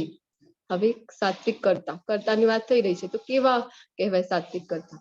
તો ભૌતિક ગુણોના સંસર્ગથી રહિત છે, અહંકાર વગર છે, કોઈ પણ કાર્ય કરે છે તો હા હું આ બધું જેને નોલેજ હોય છે કે જે કંઈ પણ કરી રહ્યા છે તો આ બધું કૃષ્ણની માલિકીનું છે, તો એને પોતાના ઉપર એને ખબર હોય કે આપણો સ્વભાવ શું છે, તો જીવનું સ્વરૂપ છે કૃષ્ણનો દાસ. તો એને ખબર હોય તો આ રીતના એના કર્મ હોય. પછી ધૈર્ય અને ઉત્સાહથી કર્મ કરે અને સફળતા અને નિષ્ફળતામાં પણ અવિચલિત થતો નથી. તો આપણા બેસ્ટ એક્ઝામ્પલ છે આપણા બધાના શિક્ષા ગુરુ શ્રીલા પ્રભુપાદજી. શ્રીલા પ્રભુપાદજી જ્યારે એ જાય છે અમેરિકા જવા માટે નીકળે, એના પહેલા ભારતમાં ખૂબ પ્રયાસો કર્યા હતા. 43 years સુધી ભારતમાં એમણે પ્રયાસો કર્યા હતા. એમની ગુરુની જયારે એમને આદેશ આપ્યો હતો તો પહેલા તો એ ભારતમાં જ એમણે પ્રયાસ કર્યો, 43 years સુધી પ્રયાસ કર્યો, પરંતુ એમને સફળતા મળી નહીં. તો શું થાય છે? એ બિલકુલ પણ વિચલિત થતા નથી. એમને એવું નથી થઈ જતું કે અચ્છા એટલા વર્ષોથી હું કાર્ય કરી રહી છું, મારી માટે તો કરતો નથી, હું તો કૃષ્ણ માટે કરી રહ્યો હતો કામ, ગુરુના આદેશથી કરી રહ્યો હતો, તો પણ મને સફળતા નથી મળતી. તો આવું નથી કે ડિપ્રેશનમાં આવી જાય અથવા તો એન્ઝાયટી થઈ જાય, એમને ઊંઘની ગોળીઓ લેવી પડે અથવા તો ડિપ્રેશનની દવાઈ કરવી પડે, સારવાર કરવી પડે. આવું એમની સાથે નથી થતું. અને જ્યારે અમેરિકા જવા માટે નીકળી જાય છે 70 years ની એજમાં, માલદૂત જે જહાજ હોય છે, માલવાહક જહાજ હોય છે જલદૂત નામનું, તો એમાં બેસીને જયારે જાય છે, આપણે જોયું હતું દેવનમાં જેમની શોર્ટમાં સ્ટોરી, એમને રસ્તામાં 2 હાર્ટ એટેક આવી જાય છે, પરંતુ કેવી રીતે ત્યાં એમની પોકેટમાં પૈસા પણ નથી હોતા અને ત્યાં જઈને એ જયારે ભક્તિમય સેવાથી આ જે હિપ્પીઓ છે એ લોકોને પ્રસાદ ખવડાવીને, કૃષ્ણનો પ્રસાદ ખવડાવીને અને હરિનામનો સંકીર્તનમાં એમને સહભાગી કરીને એમને કેવા શુદ્ધ ભક્તોમાં પરિવર્તિત કરી દે છે. તો હવે એવું છે કે કેટલી બધી એવી MBA ની યુનિવર્સિટીઝ છે કે જ્યાં એમના વિશે ભણાવવામાં આવે છે કે પ્રભુપાદજીએ માત્ર 11 વર્ષમાં કેટલી સફળતા મળી ગઈ. તો અહીંયા 43 years હતા તો પણ ખૂબ નિષ્ફળતા મળી, તો પણ એ વિચલિત થતા નથી. અને ત્યાં જાય છે અમેરિકામાં, ત્યાં એમને 11 વર્ષમાં માત્ર એટલી સફળતા મળી જાય છે, હજારો એમના શિષ્ય બને છે. એ પણ કેવા શિષ્ય બને છે કે એમના ઉપર જે છે પરિધાનથી લઈને બધું એમનું શુદ્ધ સત્વમાં હોય છે. તો આપણે અહીંયા ભારતમાં હમણાં જોઈ શકીએ કે આપણે જે કંઈ પણ કરતા હોઈએ છીએ તો પાશ્ચાત્ય દેશની આપણે નકલ કરતા હોઈએ છીએ, પરંતુ એ કેવા શિષ્ય બની ગયા. હવે પહેલા એવું હતું, પ્રભુપાદજીના પહેલા ઘણા લોકો અહીંયાથી ત્યાં જતા હતા પરંતુ ત્યાં ભક્તો બનાવી શક્યા ન હતા. પહેલા પણ પ્રભુપાદજીએ જે ભગવદ ગીતા આપી છે એની પહેલા પણ ઘણી ભગવદ ગીતા માર્કેટમાં હતી. ઇંગ્લિશમાં તો ઘણા બધા વર્ઝન છે, પરંતુ ક્યારે પણ કોઈ ભક્તો બન્યા નહોતા. પ્રભુપાદજીની જયારે ભગવદ ગીતા વાંચે છે એની પાછળ પ્રભુપાદજીનો જે પ્રસાદ છે કૃષ્ણને અર્પણ કરેલો એ જયારે ખાય છે, હરિનામ સંકીર્તનમાં જયારે સહભાગી થાય છે, એની પાછળ જે ભક્તો બનવા લાગે છે, શુદ્ધ ભક્ત બનવા લાગે છે. તો એટલી પાવર છે. પ્રભુપાદજી શુદ્ધ ભક્ત હતા ભગવાનના. તો એમને માત્ર 11 વર્ષમાં એમણે ભગવદ ગીતા લખી છે વર્ડ ટુ વર્ડ. એવું નહીં કે બસ સંસ્કૃત શ્લોક છે, નીચે અનુવાદ આપી દીધું. આવું નહીં, એની નીચે મોટું એવું ભાવાર્થ હોય છે, પરપટ હોય છે, જેમાં ડિટેલમાં શું કહેવું છે, એઝ ઇટ ઇઝ ભગવાન કૃષ્ણને જે કહેવું છે, એટલા માટે આપણી ભગવદ ગીતા ઉપર એઝ ઇટ ઇઝ લખેલું હોય છે, યથારૂપ લખેલું હોય છે, કે જે કૃષ્ણને જ્ઞાન આપવું હતું એ જ રીતે પ્રભુપાદજીએ આપણી પાસે આવું નહીં કે પોતાની કોઈ ટીકા ટિપ્પણી એમાં એડ કરેલી છે. તો આવી રીતે પ્રભુપાદજીએ પછી ભગવદ ગીતા જ નહીં તો શ્રીમદ ભાગવતમમાં આપણને બધાને ખબર છે કે 18,000 શ્લોક છે. 18,000 શ્લોકનો એક એક વર્ડનો સંસ્કૃતમાં એનો ભાષાંતર, પછી એનો અનુવાદ, અને પછી નીચે હર એક શ્લોકનો પરપટ આપેલું છે, હર એક શ્લોકનો ભાવાર્થ આપેલું છે. શ્રીમદ ભાગવતમનું ચૈતન્ય ચરિતામૃતના એટલા બધા શ્લોક છે, એના પણ પ્રભુપાદજી આવી જ રીતે ભાવાર્થ આપેલા છે. તો આટલું બધું પ્રભુપાદજીએ કર્યું તો કેવી રીતે કરી શક્યા? 70 યર્સની એજમાં અમેરિકા જઈને પણ જલવાહક જે હતું, માલવાહક જે હતું એમનું જહાજ, એમાં બેસીને હવે 70 યર્સમાં આપણે જોઈએ આપણી આજુબાજુમાં તો લોકોને તો ચાલવામાં બેસવામાં પણ નોર્મલી તકલીફ થતી હોય છે. તો આ એજમાં જઈને આટલું મોટું કાર્ય કેવી રીતે કરી શક્યા? તો કારણ કે ભક્તો કેવા હોય છે, તો એ વિચલિત થતા નથી. એમને ખૂબ સફળતા મળી ગઈ તો પણ વિચલિત નથી થતા, અને નિષ્ફળતા મળે છે તો પણ વિચલિત થતા નથી. તો એ સાત્વિક કરતા કહેવાય છે. અહીંયા તો સાત્વિક કરતાની વાત થઈ રહી છે, પરંતુ પ્રભુપાદજી કેવા છે તો એનાથી પણ ઘણા ઉપર છે, શુદ્ધ સાત્વિક છે, કારણ કે કૃષ્ણ માટે કર્મ કરે છે. આપણે જોયું હતું અકર્મ કહેવાય, એ આપણને નથી બાંધતું. સત્વગુણમાં પણ કરતા હોઈએ તો એ આપણને બાંધે છે, પરંતુ કૃષ્ણ માટે જે કંઈ આપણે કરીએ છીએ, ત્રીજા અધ્યાયમાં જોયું હતું કે વિષ્ણુ પ્રીત્યાર્થે જે કંઈ કરીએ, કૃષ્ણ પ્રીત્યાર્થે જે કંઈ કરીએ, તો એનાથી આપણને કર્મ બંધન થતું નથી. જે કરતા તથા કર્મફળમાં આસક્તિ રાખીને ફળો ભોગવવાની ઈચ્છા રાખે છે તથા લોભી, હંમેશા ઈર્ષા કરનાર, અપવિત્ર તથા સુખ દુઃખથી વિચલિત થનારો હોય છે, તે રાજસી અર્થાત રજોગુણી કહેવાય છે. બસ એને પોતાને જ ભોગવવાનું છે, જે કંઈ પણ છે મને મળવું જોઈએ, મને મળવું જોઈએ, બીજાને કઈ મળી જાય તો એનાથી ખૂબ ઈર્ષા કરતો હોય. તો આવો જે હોય તો સુખ અને દુઃખથી તુરંત કઈ સારું થઈ ગયું તો ખૂબ પ્રસન્ન થઈ જાય, થોડુંક પણ એના મનના વિરુદ્ધ થઈ ગયું તો ખૂબ વિચલિત થઈ જાય. તો આવી રીતે એ સુખ અને દુઃખથી ખૂબ જ જલ્દી વિચલિત થઈ જાય છે. તો આવો કરતા શું કહેવાય? તો આવો કરતા ભગવાન કહી રહ્યા છે કે રાજસિક કહેવાય છે. જે કરતા હંમેશા શાસ્ત્રોના આદેશોની વિરુદ્ધ કાર્ય કરે છે. તો તામસિક કરતાની વાત થઈ રહી છે. તામસિક કરતા કેવા છે? શાસ્ત્રોમાં જે વર્ણન નથી કરેલું એવા જ કાર્યો એ કરતા હોય છે. જે ભૌતિકવાદી, જિદ્દી, કપટી તથા અન્ય લોકોનું અપમાન કરવામાં કાબિલ હોય છે, કે પોતાની જ વાત, એમને જે કંઈ પણ થાય પરંતુ એમને બસ પોતાની જ વાત મનાવીને જ રહે છે. એટલા જિદ્દી હોય છે, કપટી હોય છે, અને લોકોનું અપમાન કરવામાં ખૂબ જ એ લોકોને મજા આવે છે. કે અને જે સદા આળસુ, ખીન્નો તથા કામ કરવામાં નાહક ઢીલ કરનાર હોય છે, તે તમોગુણી કહેવાય છે. ખૂબ આળસુ હોય, એમને કહીએ આપણે કે મંગલા આરતી અટેન્ડ કરવી જોઈએ, સવારે વહેલો ઉઠવું જોઈએ, તો એ ક્યારે ન માને. આ તામસિક ગુણ ધરાવતા લોકો પહેલા તો ભગવાનમાં જ નથી માનતા, પરંતુ આપણે હેલ્થ માટે પણ એમને કહીએ સવારે વહેલો ઉઠવું સારું કહેવાય હેલ્થ માટે, તો એ લોકો શું વિચારે કે ના આજે તો નહીં થાય, કાલે કાલે નક્કી ઉઠીશું. પછી બીજા દિવસે પણ એ જ હાલત થાય એ લોકોની. આજે નહીં થાય, આજે તો મારાથી નહીં થાય, આજે ઠંડી ને કાલ કરતા પણ વધારે છે, આજે નહીં. એક કામ કરે ને, રવિવારે રજાનો દિવસ છે ને, રજાનો દિવસ એ દિવસે જલ્દી ઉઠીને એક્સરસાઇઝ કરીશું, આવી રીતે વિચારતો હોય છે. પરંતુ એ લોકોથી કાંઈ પણ થતું હોય નહીં. જ્યારે રવિવાર આવી જાય, રજાનો દિવસ આવી જાય તો શું વિચારે કે અરે આખો વીક તો કામ જ કરતા હોઈએ છીએ, હવે રવિવારે પણ જલ્દી ઉઠવાનું, તો એ દિવસે પણ એ મોડું જ ઉઠતા હોઈએ. તો આવી પ્રકારે જે કામ કરતા હોય તો એવા લોકો શું કહેવાય? આવા લોકો તામસિક પ્રવૃત્તિ ધરાવતા હોય છે, તમોગુણી કહેવાય. હવે કર્તાના પ્રકાર ભગવાને જણાવી દીધા છે કે સાત્વિક કર્તા કેવા હોય છે, ફળમાં આસક્તિ રાખતા નથી. રાજસિક કરતા કેવા છે? ફળમાં આસક્તિ છે, બધું પોતાને માટે. અને તામસિક કેવા હોય છે? તો ખૂબ આળસુ છે અને બીજાને દુઃખ પહોંચાડનાર છે, ખૂબ ન બોલવાના શબ્દો બીજાને કહી દે, ખૂબ જલ્દી અપમાનિત કરી દે, એવા હોય છે તામસિક કરતા. હવે બુદ્ધિના પ્રકાર ભગવાન અહીંયા જણાવી રહ્યા છે. હે પાર્થ, જે સમજણ દ્વારા મનુષ્ય જાણી શકે કે શું કરવા યોગ્ય છે અને શું કરવા યોગ્ય નથી, શેનો ભય રાખવો જોઈએ અને શેનાથી ભય પામવું ન જોઈએ. તો કરવા જ યોગ્ય શું છે એ પણ જે છે લોકો જાણતા નથી. એ રજોગુણમાં અવસ્થિત હોય છે મેક્સિમમ આપણે જોયું હતું. તો બધું જે છે કામ કરવા માટે, કામ શા માટે એટલું કરે છે? કારણ કે બસ એનાથી વધારે અર્થોપાર્જન એમ લોકોનું થઈ શકે, જેનાથી બસ પોતાની જ ફેસિલિટી, પોતાની જે વસ્તુઓ જોઈએ છે એ મેળવી શકે. પોતાને માટે જ એમને કરવાનું હોય છે, તો એમને એ જ નથી ખબર પડતી શું કરવું છે ને શું નથી કરવાનું. અને ભય કઈ વસ્તુનો રાખવો જોઈએ? જ્યારે પણ ખરાબ કાર્યો કરતા હોઈએ છીએ ત્યારે ભય હોવો જોઈએ. અને શેનાથી ભય પામવું નથી? શું બંધન કરતા છે અને શું મુક્તિ આપનાર છે? તો શાસ્ત્રોમાં વર્ણન છે કે મુક્તિ આપનાર કેવલ અને કેવલ કૃષ્ણ છે. મુકુંદ છે જે, એ જ મુક્તિ આપી શકે છે, બીજો કોઈ મુક્તિ આપી શકે નહીં. તો એટલા માટે કૃષ્ણને મુકુંદ પણ કહેવામાં આવે છે. તો મુક્તિ આપનાર કેવલ મુકુંદ જ છે. તો શું બંધન કરતા છે? આપણે જોયું હતું કે ભૌતિક જગતમાં જે કંઈ પણ જે એવા જ કાર્યો જે કૃષ્ણ પ્રત્યાથી નથી થઈ રહ્યા, એ બધા જ કાર્યો આપણને બંધનમાં મૂકે છે. તે સત્વગુણમાં રહેલી બુદ્ધિ છે જે આ બધું જાણે છે. હે પ્રતાપુત્ર, જે બુદ્ધિ ધર્મ તથા અધર્મ કરવા યોગ્ય તથા કરવા માટે અયોગ્ય કર્મનો ભેદ કરી શકતી નથી. હવે ધર્મ કયું છે, અધર્મ કયું છે, આવું પણ ભેદ ન કરી શકે.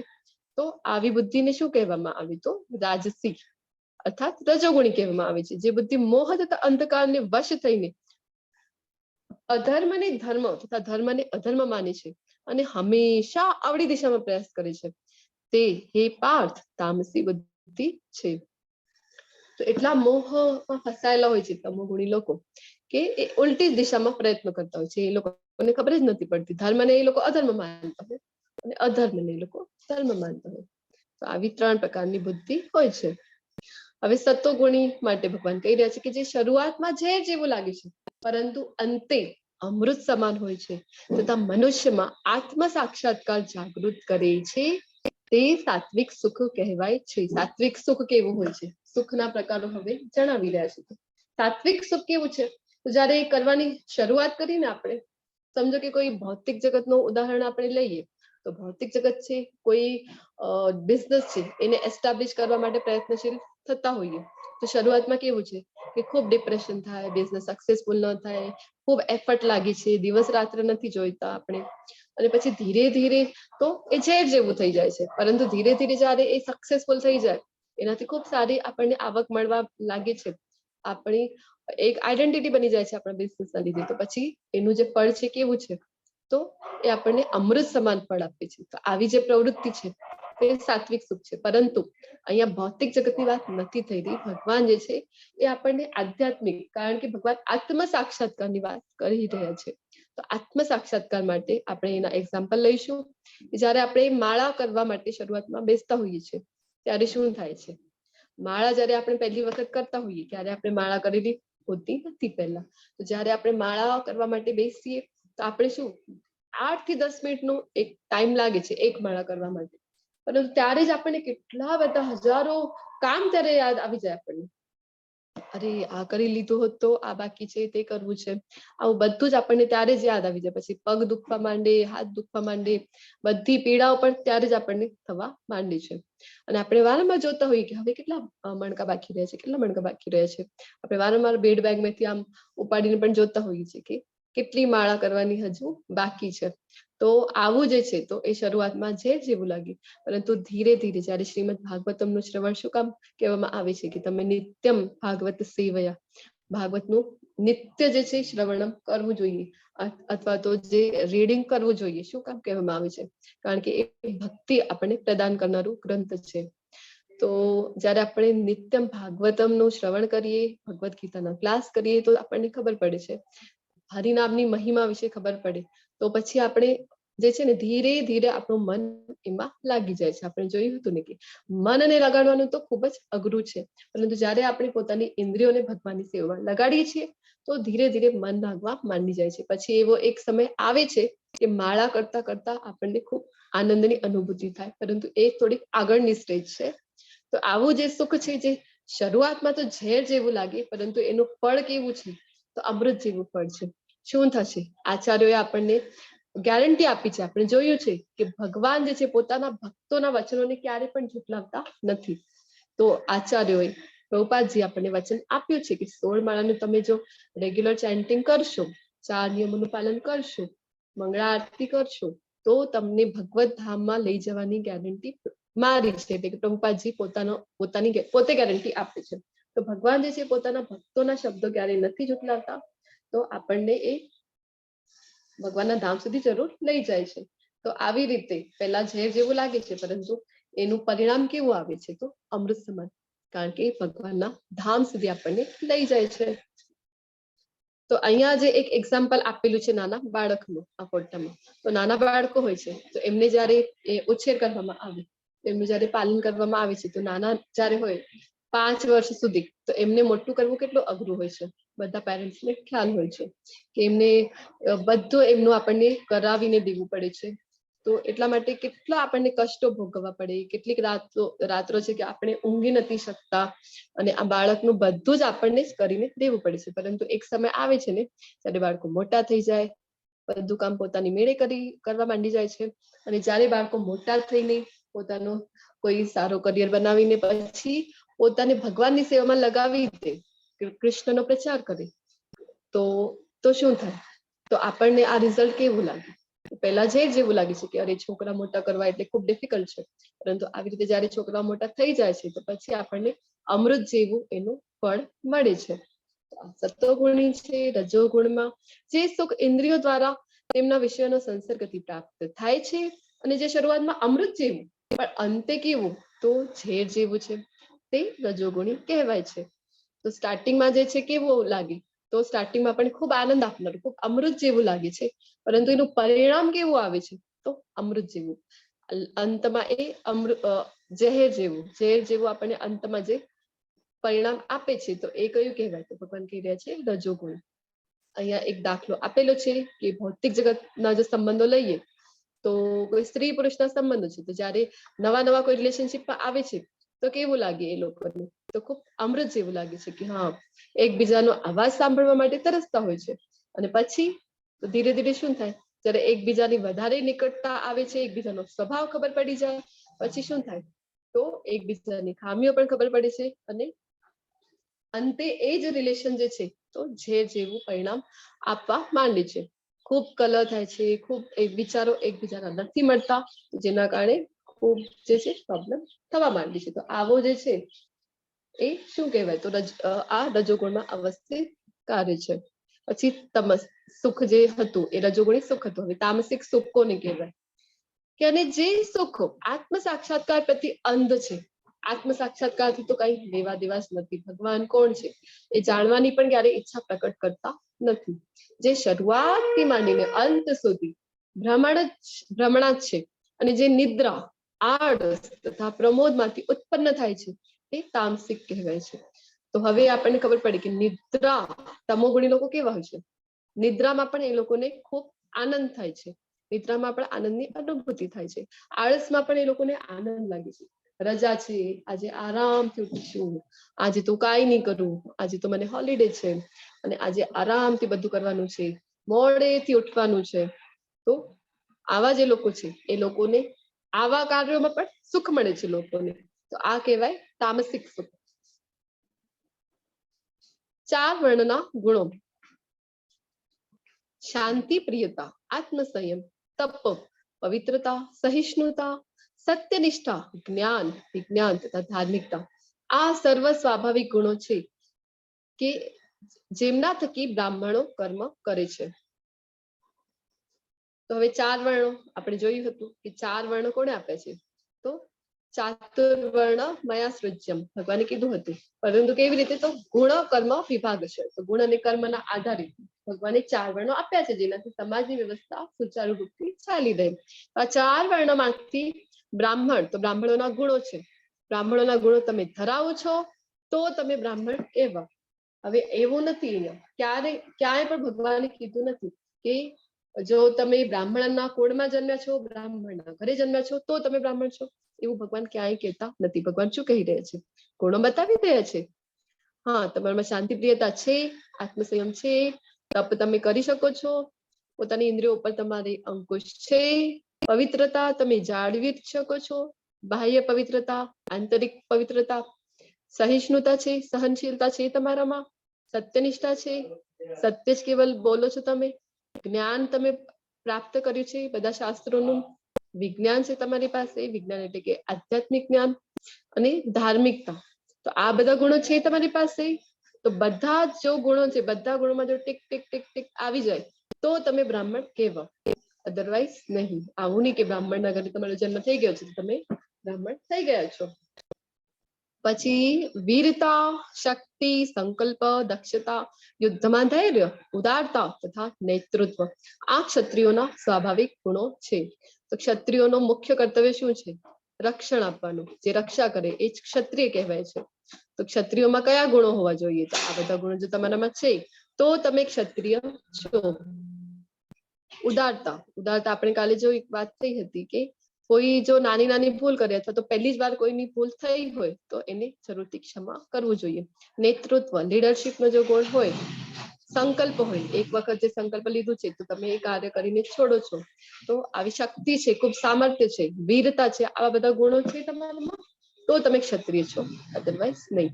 પછી ખેતી, ગૌરક્ષા અને વેપાર વૈશ્યના સ્વાભાવિક કર્મ છે, અને પ્રેમ તથા બીજાઓની સેવા કરવી એ શૂદ્રોના કાર્યો છે. 4 વર્ણના જે છે ભગવાને બતાવી રહ્યા છે કે બ્રાહ્મણ, ક્ષત્રિય, વૈશ્ય અને શૂદ્ર તમે ક્યારે કહેવાઓ છો. એવા જો તમારામાં ગુણ છે તો તમે એ કહેવાઓ, અને એના અકોર્ડિંગ તમારું કર્મ છે તો જ તમે એ વર્ણમાં અવસ્થિત કહેવામાં આવો, અધરવાઇઝ નહીં. આપણે તો શું કરીએ કે ના, ક્ષત્રિયના ઘરે જન્મ થયું છે એ ક્ષત્રિય, તો વૈશ્યના ઘરે જન્મ થયું છે તો એ વ્યાપારી જ બનશે. પછી ભલે ને એનામાં કોઈ વ્યાપારના ગુણો હોય કે ન હોય. તો આપણે જોયું હતું શાસ્ત્રોમાં પણ એવા ઘણા બધા દાખલા આવે છે કે પરશુરામજી છે, તો પરશુરામ જી જે છે તો એમણે ક્ષત્રિયોના એ ગુણો ધરાવે છે. એમણે 21 વખત આખી પૃથ્વીને નક્ષત્રી કરી દીધી હતી. તો ક્ષત્રિયોના ગુણ ધરાવે છે તો પછી આપણે એને ક્ષત્રિય કહી શકીએ છીએ.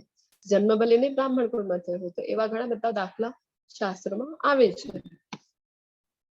તો મેઇન એ છે કે ગુણ અને કર્મ ના અકોર્ડિંગ જ 4 વર્ણ વ્યવસ્થા આપવામાં આવેલી છે. ભગવાને ક્યાંય નથી કીધું આજે જ્ઞાતિને આપણે જાતિ કહીને જાતિવાદ સુધી પહોંચાવી દીધું છે, આવું નથી. સંસ્કૃતમાં જ્ઞાતિ કહેવામાં આવે, એટલે કે કોઈ ચીજના તમે જ્ઞાતા છો, તમને નોલેજ છે તો એને જ્ઞાતિ કહેવામાં આવે. હવે ઘણી વખત એવું થાય છે ને કે જ્ઞ ને સંસ્કૃતમાં જ્ઞ ને જ પણ, હવે યજ્ઞ છે તો ઘણા લોકો યજ્ઞ પણ કહેતા હોય છે. તો આવી રીતે જ્ઞાતિથી જાતિ બની ગયું છે, અને જાતિને ખૂબ જ આવું વિકૃત રૂપ આપણે આપી દીધું છે. જે ઘરમાં જન્મ છે એ જાતિના તમે કહેવાઓ છો. હાલાકી એવું ક્યારેય થતું નથી. જે માત્રનું ઉદ્ભવ સ્થાન છે અને જે સર્વવ્યાપી છે તે ભગવાનની ઉપાસના કરીને મનુષ્ય પોતાના નિયત કર્મો કરતો રહીને પૂર્ણત્વ પ્રાપ્ત કરી શકે છે. તો હવે બધા જે માત્રનું ઉદ્ભવ સ્થાન કયું છે? પરમાત્મા ભગવાન કૃષ્ણથી જ આપણે બધા આવ્યા છીએ. આપણે જોયું હતું ગોલોક ચાર્ટમાં ડિટેલમાં કેવી રીતે બ્રહ્માંડોની રચના થાય છે, કેવી રીતે જીવની રચના થાય છે. તો બધાના જે ઉદ્ગમ સ્થાન છે, બધાના જે કારણ છે, કોણ છે? તો કૃષ્ણ છે. તો કૃષ્ણની જો આપણે શરણે જઈએ તો આપણને ખબર પડે કે આપણે કોઈને એમ થતું હોય કે આ તો નિયત કર્મ જ કરે છે, ભગવાનના ભક્તો છે. જો આપણે નામનિષ્ઠદાસ પ્રભુજી જે આપણા ટેમ્પલ પ્રેસિડેન્ટ છે, જો એમને આપણે જોઈએ તો આપણને એમ થઈ શકે કે આપણને તો દિવસભર કામ જ કરે છે. અથવા બીજો કોઈ એન્જિનિયર છે તો એને લાગે કે હું પણ તો કમ્પ્યુટર પર દિવસભર કામ કરું છું. આ જે પ્રભુજી છે એ પણ દિવસભર કામ જ કરે છે. તો શું ફરક છે? તો ફરક આ છે કે ભગવાન માટે કાર્ય કરતા હોઈએ છીએ, ફળની આસક્તિ રાખતા નથી. આપણે જે કંઈ કૃષ્ણ માટે કરતા હોઈએ છીએ તો પછી ભગવાને કીધું છે ભગવદ ગીતામાં કે તો પછી એ લોકો કેવા હોય?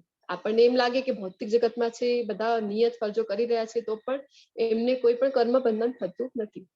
પદ્મપત્ર મિવાંભસા, આ શબ્દ ભગવાને વાપર્યો હતો ને, કે જેવી રીતે પદ્મપત્ર છે, કમળનું પત્ર છે, તો કિચડમાં રહે છે, કાદવમાં રહે છે તો પણ એને એ સ્પર્શી શકતું નથી. તો સેમ વે આપણે પણ જયારે ભગવાનની ભક્તિની સેવામાં લાગેલા હોઈએ છીએ તો કોઈને એમ દેખાય કે આ ડિવોટી છે, આ ભક્તિ છે, આનામાં અને આપણામાં શું ફરક છે? બીજા લોકોમાં એ પણ નિયત ફરજો કરે છે અને આ ડિવોટી પણ નિયત ફરજો કરે છે, પરંતુ આ જ ફરક છે. એમને કર્મના બંધનો લાગુ થતા નથી, કારણ કે જે કંઈ પણ કરે છે ફળ કૃષ્ણને અર્પણ કરી દે છે.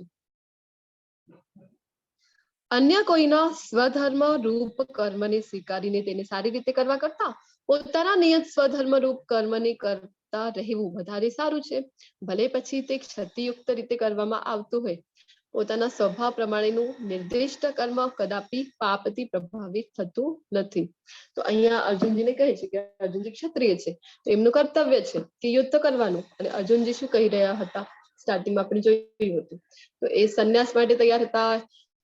અહીંયા સુધી કે ભિક્ષા માંગવા માટે પણ તૈયાર હતા, પરંતુ યુદ્ધ કરવા તૈયાર નહોતા. તો ભગવાન કહી રહ્યા છે કે આવી રીતે જે કરે છે તું, બીજાનું કર્તવ્ય કર્મ જે છે ખૂબ સારી રીતે કરતા હોઈએ અને પોતાનું ક્ષતિયુક્ત કરીએ તો પણ પોતાનું કર્તવ્ય ક્યારે પણ ત્યજવું નથી, એ વધારે સારું છે. ભલે ને પોતાનું કર્તવ્ય તમે ક્ષતિયુક્ત કરો. શું કામ? તો અહીંયા આ કૃષ્ણ ભાવનામૃતમાં અવસ્થિત જે કાર્ય છે એની વાત થઈ રહી છે. કારણ કે જે કંઈ પણ આપણે કરતા હોઈએ છીએ ને, તો કૃષ્ણ માટે. હવે યુદ્ધ કરવું, ભગવાનની ઈચ્છા હતી કે અર્જુન યુદ્ધ કરે, તો કૃષ્ણ માટે અર્જુનજી યુદ્ધ કરે છે, તો એ ક્યારે પણ પાપથી પ્રભાવિત ન થાય. ભલે ને પછી કેટલા પણ લોકોની એમને હિંસા કરવી પડે અર્જુનજીની યુદ્ધમાં, પરંતુ એનાથી એમને પાપ લાગતું નથી. શું કામ? કારણ કે એ કૃષ્ણ પ્રત્યાર્થ કરે છે. તો સેમ વે આપણે આ પોતાનું જે નિયત કર્તવ્ય કર્મ છે એ કરવું છે, અને એના ફળો બધા કૃષ્ણને અર્પણ કરવા છે. જેનાથી શું થશે? તો આપણે પણ પાપનો જે છે પાપથી પ્રભાવિત થઈશું નહીં. આ પ્રમાણે જે દિવ્ય અવસ્થામાં રહેલો હોય છે તે તરત જ પરમ બ્રહ્મની અનુભૂતિ કરે છે અને પૂર્ણપણે આનંદમય બને છે. તે કદાપી શોક કરતો નથી કે કશાયની કામના પણ કરતો નથી. તે જીવ માત્ર પર સમભાવ રાખે છે. તે અવસ્થામાં તે મારી શુદ્ધ ભક્તિ પામે છે. તો ભગવાનની શુદ્ધ ભક્તિ કેવી રીતે આપણે પ્રાપ્ત કરી શકીએ? ભગવાન જણાવી રહ્યા છે કે દિવ્ય અવસ્થામાં જે રહેલો છે એ શું કરી શકે? તો બ્રહ્મની અનુભૂતિ કરી શકે, ભગવાનની અનુભૂતિ એ કરી શકે છે. અને આનંદમય, ક્યારે આનંદમય થઈ શકે? જ્યારે ભક્તિમય સેવામાં પરોવાયેલો હોય ત્યારે એ બધાને સમભાવ જોઈ શકે છે કે બધા જ જે જીવ માત્ર છે બધા જ કૃષ્ણના સંતાનો છે. ભગવાને કીધું હતું કે અહમ બીજ પ્રદપિતા, તો બધા જીવ માત્ર કૃષ્ણના સંતાન છે. તો બધાને સમાન દ્રષ્ટિથી જોઈ તો આવા જે લોકો છે એ શુદ્ધ ભક્તિ પ્રાપ્ત કરી શકે છે. આ જે શુદ્ધ ભક્તિ પ્રાપ્ત કરવાની અવસ્થા છે ને, એ ખૂબ જ કહેવાય ને કે ખૂબ જ એ પ્રાપ્ત કરવું દુર્લભ છે. જો આપણા ઉપર ભક્તોની કૃપા છે, ભગવાનની કૃપા છે, તો જ આપણે શુદ્ધ ભક્તિની આ અવસ્થા પ્રાપ્ત કરી શકીએ છીએ. મને કેવળ ભક્તિ દ્વારા જ પૂર્ણ પુરુષોત્તમ પરમેશ્વર તરીકે મૂળ રૂપે જાણી શકાય છે. વારંવાર ભગવાને કીધું છે, 9મા અધ્યાયમાં પણ ભગવાને કીધું હતું. અહીંયા ભગવાન ફરીથી જણાવી રહ્યા છે કે ભગવાનને કેવળ એક જ રસ્તો છે ભગવાન સુધી પહોંચવાનો, કેવળ ભક્તિ. કેવળ ભક્તિથી જ ભગવાન કહે છે કે એમને એમના મૂળ રૂપ કયું છે ભગવાનનું? હરે કૃષ્ણ. 11મા અધ્યાયમાં આપણે જોયું હતું ને, વિશ્વરૂપ દર્શન. શ્યામ સુંદર રૂપ. શ્યામ સુંદર મુરલી મનોહર ત્રિભંગ રૂપ જે છે ભગવાનનું, આ છે ભગવાનનું ઓરિજિનલ રૂપ. ઓરિજિનલ રૂપમાં ભગવાને કીધું હતું કે આ રૂપમાં જે તું હવે મને જોઈ રહ્યો છે, તો દેવતાઓ માટે પણ આ દુર્લભ છે. દેવતા પણ મારા આ રૂપના દર્શન કરવા માટે લાલાયિત રહે છે. તો ભગવાનને એમના મૂળ રૂપમાં ક્યારે આપણે જોઈ શકીએ? તો એક ને એક જ એનું કેવળ રસ્તો છે ભગવાનને ભક્તિમય સેવાથી, શુદ્ધ ભક્તિથી જ આપણે ભગવાનને જાણી શકીએ છીએ. અને આવી ભક્તિ વડે જ્યારે મનુષ્ય મારી પૂર્ણ ચેતનામાં હોય છે ત્યારે તે વૈકુંઠ જગતમાં પ્રવેશ કરી શકે છે. તો ભગવાનના ધામને વૈકુંઠ કહેવામાં આવે છે. શું કામ? કારણ કે ત્યાં કોઈ પણ કુંઠ નથી, કોઈ પણ બંધન નથી. તો આવા ભગવાનના ધામમાં ક્યારે પ્રવેશ કરી શકીએ? કેવળ અને કેવળ ભક્તિ વડે જ ભગવાનના ધામમાં આપણે એન્ટ્રી મળી શકે છે. તો અહીંયા હની બી નો એક્ઝામ્પલ આપેલું છે. જો આ બી છે તો એને જો મધ ચાટવું છે, મધનું આસ્વાદન કરવું છે, તો એને જે કેવી રીતે કરી શકશે? તો બોટલની બાર ફક્ત ચાટી લેશે તો એનો સ્વાદ મળી શકશે નહીં. બોટલનું ઢક્કણું ઉઘાડીને એની અંદર એને ડીપ જવું પડશે. તો ઉપરથી આપણે કરીએ ભક્તિની સેવા તો એનાથી કામ બનશે નહીં. ભક્તિ જ કેવળ એક રસ્તો છે, તો આપણે પણ ભક્તિમાં ઊંડે સુધી ઉતરવું પડશે. આચાર્યોએ જે આપણને રસ્તો બતાવ્યો છે, આચાર્યો યુગ પ્રમાણે આવે છે. આપણે જોયું હતું કે આપણા યુગ આચાર્ય કોણ છે? તો શ્રીલ પ્રભુપાદજી. તો પ્રભુપાદજી આપણને ગેરંટી આપે છે 16 માળા તમે કરશો તો ભગવાનનું ધામ તમારો ગેરંટેડ છે. તો પ્રભુપાદજી જે રસ્તો આપણને બતાવી રહ્યા છે એ આપણને જરૂરથી ફોલો કરવો જોઈએ. કારણ કે પ્રભુપાદજીના જે ગુરુ છે ને, ભક્તિ સિદ્ધાંત સરસ્વતી મહારાજ, એમણે તો દિવસની 64 માળાનો આદેશ આપેલું હતું. તો 64 માળા આમ તો કરવાની કીધેલી છે આચાર્ય દ્વારા, પરંતુ પ્રભુપાદજી જયારે આવે છે એ જોઈ છે કે કળિયુગના જે લોકો છે એ લોકો માટે એ શક્ય રહેશે નહીં. તો પછી પ્રભુપાદજી આપણને આપણી પર કૃપા કરે છે અને આપણને 16 માળા મિનિમમ 16 માળાનો આદેશ આપે છે. તો જયારે ભક્તિમય સેવા આપણે ઊંડે સુધી ઉતરીશું ત્યારે જ આપણે આનો સ્વાદ ચાખી શકીશું. તો અમ્યુઝમેન્ટ પાર્ક છે, કોઈ પણ આપણે પાર્કમાં જતા હોઈએ, વોટર પાર્ક છે અથવા તો કોઈ પણ એમ્યુઝમેન્ટ પાર્ક છે, તો આપણને ખબર છે ત્યાં કે ત્યાં એક પ્રકારનું બેન્ડ આપણને હાથમાં પહેરાવવામાં આવે છે. તો ટિકિટ હોય છે, ટિકિટ આપણે એમ બતાવીએ જે એન્ટ્રન્સ છે ત્યાં, તો પછી આપણને એક બેન્ડ આપવામાં આવે જે પહેરીને આપણને એમાં એન્ટ્રી મળે છે. તો સેમ વે એ જ રીતે ભગવાન શ્રી કૃષ્ણના ધામમાં પ્રવેશવા માટે આપણને ભક્તિના ટિકિટની જરૂર છે. ભગવાનના ધામ માટે પણ ભગવાનના ધામમાં જઈશું તો તમારી ટિકિટ ક્યાં છે? ટિકિટ છે ભક્તિમય સેવા. તો ભક્તિથી જ આપણે ભગવાનના ધામમાં પહોંચી શકીશું, એ આપણી ટિકિટ છે. ભક્તિમય સેવા કરીશું તો ભગવાનનું ધામ જે છે એ કન્ફર્મ છે આપણી માટે. સર્વકર્માણ્યપી સદા કુર્વાણો મધ્યપાશ્રયઃ મત્પ્રસાદાદ વાપ્નોતિ શાશ્વતમ પદમાવ્યયમ. મારા રક્ષામાં રહેલો મારો શુદ્ધ ભક્તો બધા પ્રકારના કાર્યો કરતો હોવા છતાં મારી કૃપાથી સનાતન તથા અવિનાશી ધામને પ્રાપ્ત કરે છે. ભગવાનનું ધામ કેવું છે આપણે જોઈ ગયા હતા કે ભગવાનનું જે ધામ છે પરમ ધામ છે તો કેવું છે? એ શાશ્વત છે અને એ અવિનાશી છે. જયારે આ ભૌતિક જગત ભગવાને જણાવ્યું હતું 8મા અધ્યાયમાં, તો 8.15 ભગવાન કહે છે કે અશાશ્વતમ છે અને કેવું છે તો દુઃખાલયમ છે. જયારે ભગવાનનું ધામ કેવું છે? સનાતન છે, અવિનાશી છે. એના પહેલા પણ ભગવાને કહ્યું હતું કે બીજા કોઈ પણ તમે લોકમાં છો, ભૌતિક જગતમાં તો ઉચ્ચતર લોક એટલે કે બ્રહ્મલોકથી નીચે કોઈ પણ લોકમાં છીએ તો ભય હોય છે. ત્યાં કયું ભય છે? તો પ્રલય આવી જાય, પ્રલય જેવી સ્થિતિ આવી જાય, મૃત્યુ આવી જાય, આ બધા ભય ત્યાં હોય છે. અને 4 જે મેઇન દુઃખો છે, જન્મ મૃત્યુ જરા વ્યાધિ, એનાથી આપણે બચી શકતા નથી. પરંતુ ભગવાનનું ધામ કેવું છે? તો ભગવાનના ધામમાં એક જગ્યા એવી છે, ભગવાને કીધું હતું કે જ્યાં પ્રલયથી પણ એ જગ્યાને કોઈ ફરક પડતો નથી. તો એ લોકો જે ભગવાનના ધામમાં છે પછી એમને ચિંતા રહેતી નથી. પ્રલય પણ આવી જાય, પ્રલય જેવી પણ સ્થિતિ આવી જાય તો એ લોકોને ચિંતા કરવાની જરૂર રહેતી નથી. અને ત્યાં જો એક વખત જાય તો પછી એ પાછા આવતા નથી. ભગવાને કીધું હતું જો તું મારામાં ભાવના ભાવિત થઈશ તો તું મારી કૃપાથી બદ્ધ જીવનના સર્વ વિઘ્નોને ઓળંગી જઈશ. પરંતુ જો મિથ્યા અહંકાર વસ્તુ આવી ચેતના એટલે કે ભાવનામાં કાર્ય કરીશ નહીં અને મારી વાત સાંભળીશ નહીં તો તું નષ્ટ થઈ જઈશ. તો ભગવાન જણાવી રહ્યા છે. અહીંયા પિક્ચરમાં આપણે જોઈ શકીએ કે એક જે છે ને ગાયનો જે પગ હોય છે ને, તો એ જો માટી ઉપર એનું નિશાન થઈ જાય છે તો આમ થોડુંક ખાડા જેવું નાનકડું બની જાય અને એમાં જો પાણી ભરી આપણે તો એને ક્રોસ કરવું કેટલું સરળ છે. અહીંયા પહેલા પિક્ચરમાં જોઈ શકીએ તો મહાસાગર છે. મહાસાગરને આપણે ઓળંગી શકીએ. હવે કેટલો પણ મોટો તરવૈયો હોય ને, કેટલો પણ એ એક્સપર્ટ હોય સ્વિમિંગમાં, તો પણ એ મહાસાગરમાં ન તરી શકે. કારણ કે મહાસાગરમાં તરવું ફક્ત એક જ એનો રસ્તો હોય છે કે નાવડીમાં તમે બેઠા છો તો જ તમે એને પાર કરી શકો છો. આમ સ્વિમિંગ કરીને તરીને એનાથી આપણે પાર ક્યારે પણ થઈ શકતા નથી. પરંતુ આ ગાયના પગ જેવું નાનકડું ખાડું બની જાય ને એમાં જો પાણી ભરી દઈએ તો એને ઓળંગવાનું કેટલું સરળ છે ને. એને તો આપણે ડાયરેક્ટ આમ નાનું બાળક પણ છે તો એને એ પાર કરી શકે છે, ઓળંગી શકે છે. તો આવી જ રીતે જો આપણે ભક્તિમય સેવા, ભક્તિનો માર્ગ જો અપનાવીએ તો જે છે આપણા માટે આ ભવસાગર જે છે, સંસારનું સાગર છે, કેવું પ્રતીત થશે. તો આજે ગાયના પગથી જે નિશાન વાળું જે બની જાય છે ખાડા જેવું, તો એટલું સરળ આપણા માટે એ પાર કરવાનું થઈ જાય છે. તો ભક્તિમય સેવાથી આપણે સરળતાથી ભગવાનના ધામ સુધી પહોંચી શકીશું. તો આ પિક્ચર પહેલા પણ આપણે ડિસ્કસ કર્યું હતું કે ભક્ત જયારે શરણાગતિ સ્વીકારે છે ભગવાનની તો ભગવાન પોતે આવે છે. આવું નહીં કે બીજા કોઈને મોકલે છે મદદ કરવા માટે.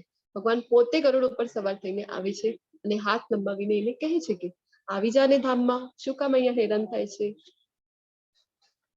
હે અર્જુન, પરમેશ્વર જીવ માત્રના હૃદયમાં વસે છે અને ભૌતિક શક્તિના બનેલા યંત્ર પર અરૂઢ થયેલા સર્વ જીવોને પોતાની માયાથી ભ્રમણ કરાવી રહ્યા છે.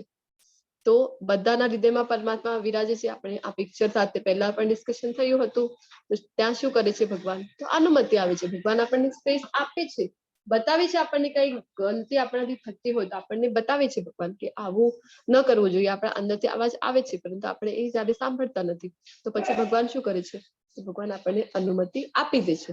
કારણ કે ભગવાન આપણને સ્વતંત્રતા આપે છે. એટલા માટે જ ભગવાને અહીંયા મોકલ્યું હતું. આપણે જયારે ભગવાનથી ઈચ્છા કરી કે બધું તમે જ ભોગવશો, તમારે કઈ ભોગવવાનું નહીં, તો પછી ભગવાને આપણને સ્વતંત્રતા આપી. આપણી માટે એવું ભૌતિક જગતનું નિર્માણ કર્યું છે ભગવાને, કે જ્યાં આપણે આપણા કુટુંબના આપણે જે છે કે ત્યાં મુખ્ય બની જઈએ, આપણો જો ઓર્ડર ત્યાં ચાલે. આવી સ્વતંત્રતા ભગવાન આપણને આપે છે. કોઈ પણ રિલેશનશીપ હોય છે તો એ રિલેશનશીપમાં જો સ્પેસ હોય તો એ લાંબુ ટકી રહે છે, સારી રીતે ટકે છે. સેમ વે ભગવાન પણ કેવા છે? તો ખૂબ દયાળુ છે ભગવાન. તો આપણે જો ઈચ્છા કરીએ તો ભગવાને આપણને પૂરી કરી છે. જો તમે બધાએ ઈચ્છા કરી હતી, તમે બધાએ ભગવદ્ ગીતાનું જ્ઞાન લેવું છે, ભગવાન વિશે જાણવું છે, તો તમને ક્યાંથી ને ક્યાંથી એક લિંક મળી ગઈ છે અને તમે અહીંયા ક્લાસમાં જોડાઈ શક્યા છો. તો આવી રીતે ભગવાન શું કરે છે? આપણા બધાની જે ઈચ્છાઓ છે એ પૂરી કરે છે. તો Krishna is in our heart, as આપણે જોયું હતું કે ભગવાન આપણા હૃદયમાં પરમાત્મા સ્વરૂપે બિરાજે છે. તો ગુરુ શિષ્ય પરંપરાનું પણ મહત્વ આપણે જોયું હતું કે ગુરુ પાસેથી જો આપણે અધિકારી ગુરુ પાસેથી ભગવાને કીધું છે કે પરંપરામાં આ જ્ઞાન લેવાનું ખૂબ જ જરૂરી છે. હે ભારત, સર્વથા સંપૂર્ણપણે તેમના શરણે જા. તેમની કૃપાથી તું પરમ શાંતિ તથા સર્વોપરી સનાતન ધામ પ્રાપ્ત કરીશ. તો ફરીથી ભગવાન ગુરુ વિશે જણાવી રહ્યા છે કે ગુરુના શરણે જાતું. ગુરુ જે છે તને શું આપશે?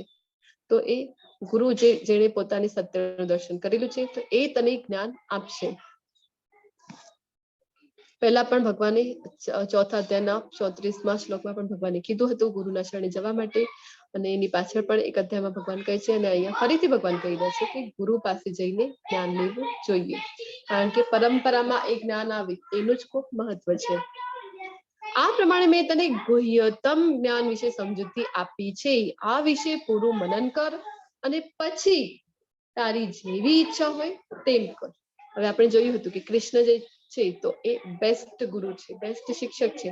તો એક શ્રેષ્ઠ ગુરુમાં, શ્રેષ્ઠ શિક્ષકમાં કયા ગુણ હોવા જોઈએ? તો એ બધા ગુણ આપણે કૃષ્ણના ડિસ્કસ કર્યા હતા. અને અહીંયા આપણે જોઈ શકીએ કે આટલું બધું જ્ઞાન આપી દીધું. 18 અધ્યાય સુધીમાં જે કર્મના વિશે જ્ઞાન આપ્યું છે, જે અષ્ટાંગ યોગ છે, જે કરવા માટે આપણી માટે તો પોસિબલ નથી, જે કરવાનું નથી એનું પણ જ્ઞાન આપ્યું છે. પછી દિવ્ય જ્ઞાન આપ્યું. બધું એટલું બધું જ્ઞાન આપીને ગુહ્યતમ જ્ઞાન આપ્યું છે. આટલું બધું જ્ઞાન આપીને પછી તો પોતાના ધામનું પણ વર્ણન કર્યું. પછી છેલ્લે ભગવાન શું કહે છે? એટલા બધા પ્રશ્નો અર્જુન જે પૂછ્યા હતા, ભગવાને શાંતિથી બધા પ્રશ્નોના જવાબ આપ્યા છે. અને પછી છેલ્લે શું કહી રહ્યા છે કે હવે મેં તો તને બધી જે તને નોલેજ જોઈતું હતું બધું મેં તને આપી દીધું. જે ગુહ્યતમ મોસ્ટ કોન્ફિડેન્શિયલ નોલેજ જે છે એ પણ મેં તને આપ્યું છે. અને હવે તારી જેવી ઈચ્છા છે એ તું કર. આપણે હોઈએ તો આટલું બધું જ્ઞાન આપીએ ને પછી તો આપણે તો થાય ને કે જે મેં કીધું છે એવું સામેવાળું કરવું જોઈએ. પરંતુ કૃષ્ણ છે, કૃષ્ણ ખૂબ દયાળુ છે, ખૂબ કૃપાળુ છે. કૃષ્ણ શું કહે છે? હવે તારી જેવી ઈચ્છા છે, તને જે યોગ્ય લાગે એ તું કર. મન્મનો ભવ મદ્ભક્તો મદ્યાજી મામ નમસ્કુરુ મામે વૈશ્યસી સત્યમ તે પ્રતિજાને પ્રિયોસી મે. સદૈવ મારું ચિંતન કર, મારો ભક્ત થા. ભગવાન ખૂબ ક્લિયરલી કહે છે. કોઈ એમ કહે કે ક્યાં લખેલું છે ભગવાનની પૂજા કરવાની? તમે કહો છો ભક્તિ મેં સેવા, ભક્તિ મેં સેવા. ક્યાં લખેલું છે ભક્તિ મેં સેવા કરો? ભગવાન અહીંયા ખૂબ ક્લિયરલી કહી રહ્યા છે કે મારું ચિંતન કર. એની પહેલા પણ ભગવાને કીધું હતું સતતમ કીર્તયંતો મામ.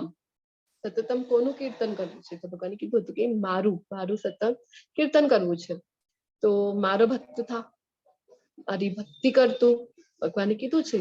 અને ભગવાનને જાણવાની પણ એક જ કેવળ પ્રક્રિયા છે, એ પણ ભગવાને વારંવાર જણાવી છે કે ભક્તિ જ એક એવી વસ્તુ છે જેનાથી આપણે ભગવાનના ધામ સુધી પહોંચી શકીએ.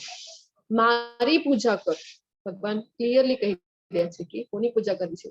આમ નથી કહી રહ્યા કે પહેલા દેવી દેવતાની પૂજા કર, અચ્છા આ કુળદેવી છે તમારે આની પૂજા કરો, ઓલા દેવની પૂજા કરો. આવું નથી કહી રહ્યા. મારી પૂજા કર એનો અર્થ એવું જરાય નથી કે આપણે બીજા કોઈ પણ દેવી દેવતાઓને આપણે જે છે કે એમનું સન્માન નથી કરવાનું. આપણે પૂરેપૂરું દેવી દેવતાનું સન્માન કરવાનું છે. પરંતુ આપણને ખબર હોવી જોઈએ ભગવદ્ ગીતાનું એટલું જ્ઞાન લઈ લીધા પછી કે પૂર્ણ પુરુષોત્તમ પરમેશ્વર કેવળ એક જ છે, કૃષ્ણ જ છે. અને ભક્તિ કોની કરવી છે એ આપણને ખૂબ ક્લિયરલી ખબર પડવું જોઈએ.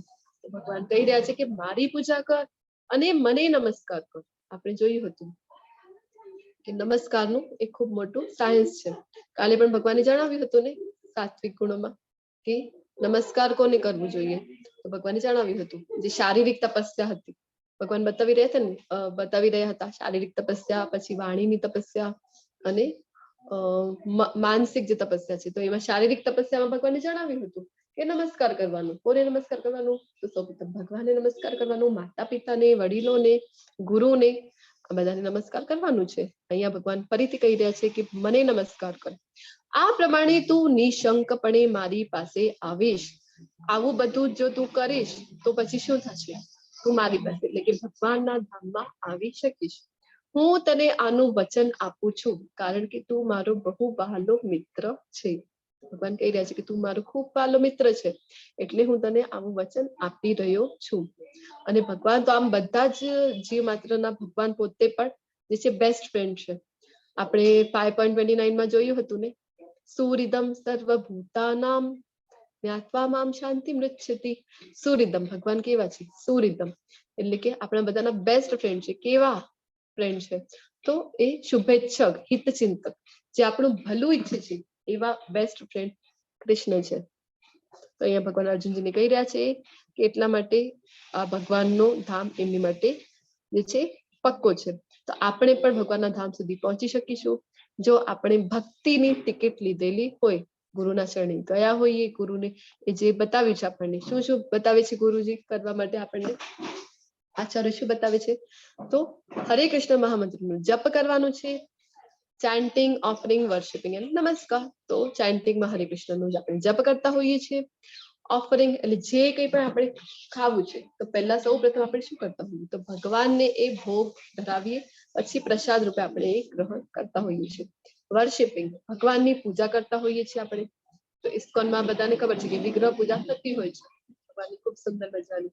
તો ભગવાનની આપણે પૂજા કરવાની છે. અને નમસ્કાર આપણે જોયું હતું કે જે પ્રભુજીઓ છે એ દંડવત પ્રણામ કરતા હોય છે અને માતાજીઓ પાંચાંગ પ્રણામ કરતા હોય. અને આપણે બધા કૃષ્ણની શરણાગતિ વાળો એક પ્રણામ કરતા હોઈએ છીએ ને, બંને હાથ ઊંચા કરીને કૃષ્ણની શરણાગતિ સ્વીકારવાનું. તો નમસ્કાર કરવાનું છે કૃષ્ણને. સર્વધર્માન પરિત્યજ્ય મામ એકમ શરણમ વ્રજ અહમ ત્વામ સર્વ પાપેભ્યો મોક્ષયિષ્યામિ મા શુચઃ. સર્વ પ્રકારના ધર્મોનો ત્યાગ કર. સર્વ પ્રકારના ધર્મોનો ત્યાગ અહીંયા ભગવાન જણાવી રહ્યા છે. તો ધર્મોનો ત્યાગ એટલે એવું છે કે હિન્દુ ધર્મ અથવા તો ક્રિશ્ચન નો ધર્મ છે, મુસ્લિમ ધર્મ છે, આવા ધર્મોનો ત્યાગ કરવાનું કહી રહ્યા છે. હરે કૃષ્ણ. તમને બધાને શું લાગે છે? ના, નથી કહી રહ્યા. કારણ કે જયારે ભગવદ ગીતા બોલાઈ હતી એક જ જે ધર્મ છે એ સનાતન ધર્મ છે. સનાતન ધર્મ એ જયારે પહેલાથી હતું, હજી પણ છે અને કરોડો વર્ષ પાછળ પણ રહે છે, એ સનાતન ધર્મ. તો એ સનાતન ધર્મ જ ત્યારે તો હતું ને. આ જે બીજા ધર્મો છે ને, આ બીજા ધર્મો તો એ ક્યારથી આવે છે? તો જે ક્રિશ્ચન ધર્મ છે ક્યારથી આવ્યું છે? તો આપણે જે 2000 લખી રહ્યા છે તો 2022 એટલા જ એને યર્સ થયા છે. પછી મુસ્લિમોનો જે ધર્મ છે તે પણ નિયર અબાઉટ 1500 or 1600 યર્સ એટલા થયા છે કે ત્યારથી એ આવ્યા છે અસ્તિત્વમાં. પરંતુ આપણો ધર્મ કેવું છે? તો સનાતન ધર્મ છે, એ પહેલાથી જ છે. તો આ સર્વ ધર્મોનો પરિત્યાગ અહીંયા છે. તો ભગવાન કહી રહ્યા છે કે જે કંઈ પણ તારા કર્તવ્ય છે, તું બ્રાહ્મણ છે, ક્ષત્રિય છે, વૈશ્ય છે, શુદ્ર છે, જે કંઈ પણ ધર્મમાં તું છે એ બધાનો તું ત્યાગ કરી દે. અને શું કરવું છે ત્યારે? સર્વોપરી તારો ધર્મ શું છે? તું મારી શરણમાં આવી જા, તારો સર્વ પાપોમાંથી ઉદ્ધાર કરીશ, ડરીશ નહીં. માં શુચઃ એટલે કે ડરવાની તને જરૂર નથી, હું તારો સર્વ પાપોમાંથી ઉદ્ધાર કરીશ. ભગવાન વચન આપી રહ્યા છે. કેવી રીતે? ભગવાનની શરણમાં જો આપણે જઈએ, જે કંઈ પણ કરીએ છીએ કૃષ્ણ માટે કરીએ, ભગવાનની શરણમાં જઈએ તો એની પહેલા કેટલા પણ પાપો કર્યા હોય તો ભગવાન શું કરે છે? ભગવાનને ક્ષમા કરી દે છે. દ્રૌપદી જયારે બોલાવે છે, ભગવાનની શરણાગતિ સ્વીકારે છે, તો પછી ભગવાન પોતે આવે છે પછી ભગવાન થોડીક પણ વાર લગાડતા નથી. ગજેન્દ્ર મોક્ષની ઘટના જોઈ હતી આપણે કે ભગવાન તરત જ આવે છે મદદ કરવા માટે, ગરુડ ઉપર સવાર થઈને. એમને રૂક્ષ્મણીજી પૂછે છે કે ક્યાં જાઓ છો, તો અડધું વાક્ય ત્યાં બોલે છે ને અડધું વાક્ય બોલતા સુધી તો ગજેન્દ્રની સમક્ષ પોતે હાજર થઈ જાય છે. ભગવાને કીધું હતું ને કે હું પોતે આવું છું, આવું નહીં કે કોઈ અધિકારીને અથવા કોઈ દેવતાને મોકલી દઉં, ભગવાન પોતે આવે છે. જે મનુષ્ય ભક્તોને આ પરમ રહસ્ય બતાવે છે તે શુદ્ધ ભક્તિ પ્રાપ્ત કરે છે અને અંતે તે મારી પાસે પાછો આવશે, એમાં લેશ માત્ર શંકાને સ્થાન નથી. તો શું કામ અહીંયા જે એટલા વોલન્ટિયર્સ છે, ટીચર્સ છે, શું કામ આટલી બધી સેવા આપી રહ્યા છે? કારણ કે ભગવાન જો અહીંયા બતાવી રહ્યા છે, ભગવાને શું કીધું છે, તો જે મનુષ્ય ભક્તોને આ રહસ્ય બતાવે, જે ગુહ્યતમ જ્ઞાન ભગવાને ભગવદ ગીતાના થ્રુ અર્જુનજીને અને અર્જુનજીના થ્રુ આપણા બધા માટે આ જ્ઞાન જે ભગવાને આપ્યું છે, તો આ જ્ઞાન જો કોઈ પણ બતાવે છે, જો વધારે ને વધારે એનો પ્રચાર કરે છે, શું કામ ઇસ્કોનના જે ભક્તો હોય છે એ બુક ડિસ્ટ્રીબ્યુશનમાં હોય છે. Just a moment.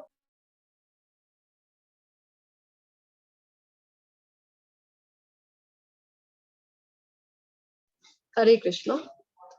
તો શું કામ આપણે જોતા હોઈએ છીએ કે ડિવોટીઝ જે છે, આપણે કાલ વાત થઈ હતી ને કે ગીતા મેરેથોન આવી રહ્યું છે, તો બુક ડિસ્ટ્રીબ્યુશન માટે જતા હોય છે, કૃષ્ણ માટે પ્રચાર કરવામાં લાગેલા હોય છે. શું કામ?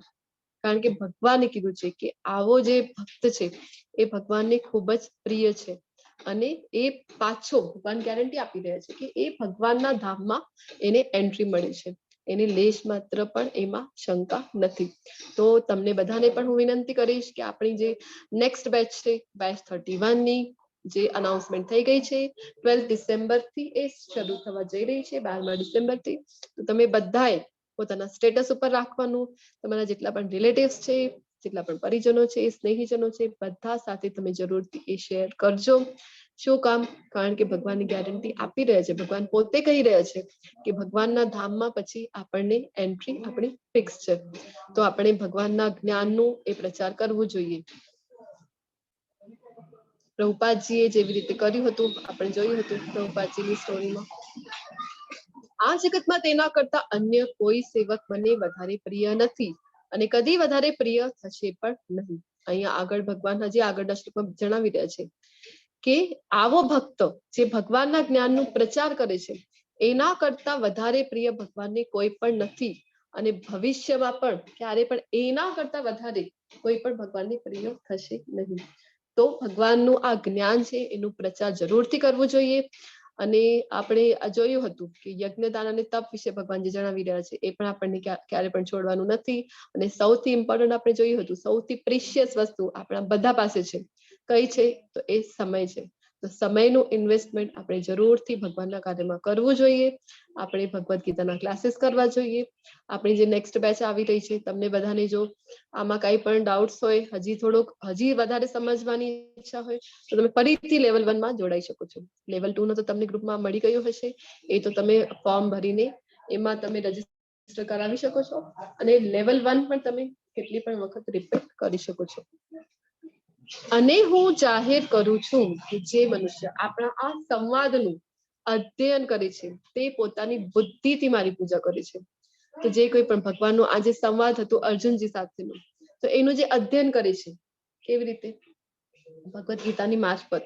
તો એ શું કરે છે? તો ભગવાન જણાવે છે કે એ બુદ્ધિથી મારી પૂજા કરે છે. ભગવાને હમણાં કીધું હતું ને કે મારી પૂજા કર. તો આ જે આપણે કરતા હોઈએ છીએ ભગવદ ગીતા ના ક્લાસમાં, તો આપણે શું કરતા હોઈએ છીએ? તો આપણે બુદ્ધિથી ભગવાનની પૂજા કરતા હોઈએ છીએ. તમે બધા ક્લાસમાં આવો છો, તમે બધા શું કરી રહ્યા છો? તો બુદ્ધિથી ભગવાનની પૂજા કરી રહ્યા છો. અને જે મનુષ્ય શ્રદ્ધાપૂર્વક તથા દ્વેષ રહિત થઈને આ સાંભળે છે તે સર્વ પાપમાંથી મુક્ત થાય છે અને એવા શુભ લોકોને પ્રાપ્ત થાય છે જ્યાં પુણ્યાત્માઓ નિવાસ કરે છે. તો આ ભગવાન જણાવી રહ્યા છે, ખૂબ મોટું સ્ટેટમેન્ટ છે ભગવાનનું, કે ભગવાન બતાવી રહ્યા છે કે સાંભળે છે, હવે કઈ નહીં, પરંતુ આપણે ખૂબ શ્રદ્ધાથી પણ જો સાંભળ્યું પણ હોય ને, ભલે ને વધારે કઈ આપણાથી ન થતું હોય તો આપણે સાંભળી તો શકીએ ને ઇઝીલી. અધ્યયન પણ ન થતું હોય, બીજું બધું પણ ન થતું હોય, પરંતુ આપણે શ્રદ્ધાથી સાંભળી તો શકીએ ને. દ્વેષ રહિત થઈને અને શ્રદ્ધાથી જો આપણે ભગવાનનું જ્ઞાન સાંભળીએ તો શું થાય છે? ભગવાન કહી રહ્યા છે કે સર્વ પાપોથી એની મુક્તિ થાય છે. હવે જે શ્રીમદ ભાગવતમાં કુંતી મહારાણીના સ્તુતિઓ ચાલી રહી છે. તો કુંતી મહારાણી શું કહે છે શ્રીમદ ભાગવતમમાં કે ભલે ને તમને સ્તુતિ કરતા ન આવડતી હોય, પરંતુ ભગવાનના શુદ્ધ ભક્ત છે કુંતી મહારાણી. એ જણાવે છે કે તમે ફક્ત ધ્યાનથી સાંભળો. જો કોઈ કીર્તન કરતું હોય ભગવાનનું અને એ ફક્ત તમે ધ્યાનથી એમાં રસ લઈને જે તમે સાંભળો ને, તો પણ શું થાય છે? તો કુંતી મહારાણી જણાવી રહ્યા છે કે ભગવાનના ધામની, ભગવાનના ચરણ કમળની એની પ્રાપ્તિ થાય છે. એને ભગવાનની ચરણ કમળમાં સ્થાન મળે છે.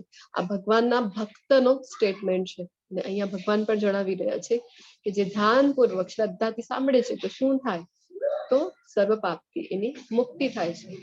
અને કુંતી મહારાણી જેવા ભગવાનના ભક્તો છે, આવા શુદ્ધ ભક્તો જો કોઈ સ્ટેટમેન્ટ આપે છે તો આપણે જોયું હતું કે ભગવાન જે છે એ જરૂરથી પૂરો કરે છે. તો આપણે ફક્ત ધ્યાનપૂર્વક સાંભળીએ, કાંઈ નહીં તો ભગવાનના કીર્તનમાં આપણે રુચિ લઈએ, એમાં સંમિલિત થઈએ અને એમાં પણ આપણે ધ્યાનથી સાંભળવાનું એટલું બધું મહત્વ છે. તો આપણે ભગવાનના ચરણ કમળમાં જરૂરથી આપણને સ્થાન મળી શકે છે. અર્જુને કહ્યું, મારા પ્રિય કૃષ્ણ, હે અચ્યુત.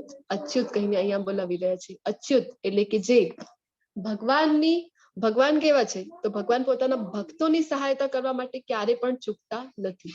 એટલા માટે ભગવાનને અચ્યુત કહીને અહીંયા બોલાવી રહ્યા છે.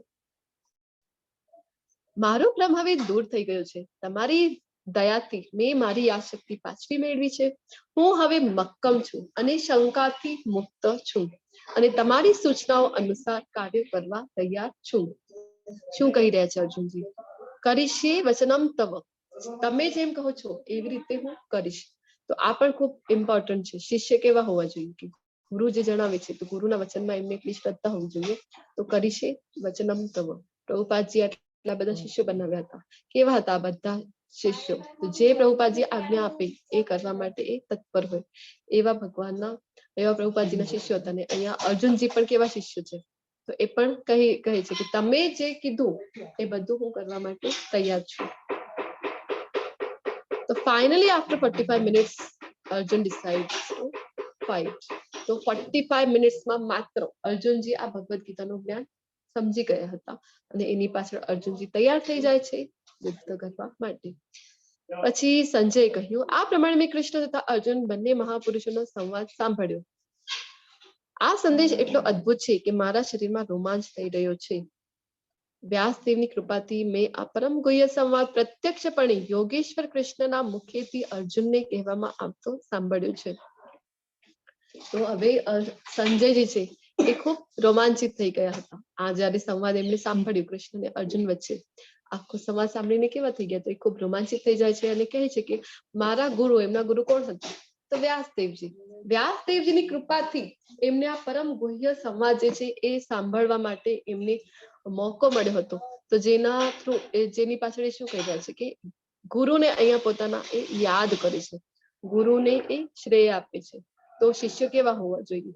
તો જે ગુરુને જે છે ગ્રેટિટ્યુડ બતાવે ગુરુ પ્રત્યે, તો આવા જે શિષ્યો હોવા જોઈએ. તો સંજયજી પણ અહીંયા જે છે વ્યાસજીને યાદ કરે છે.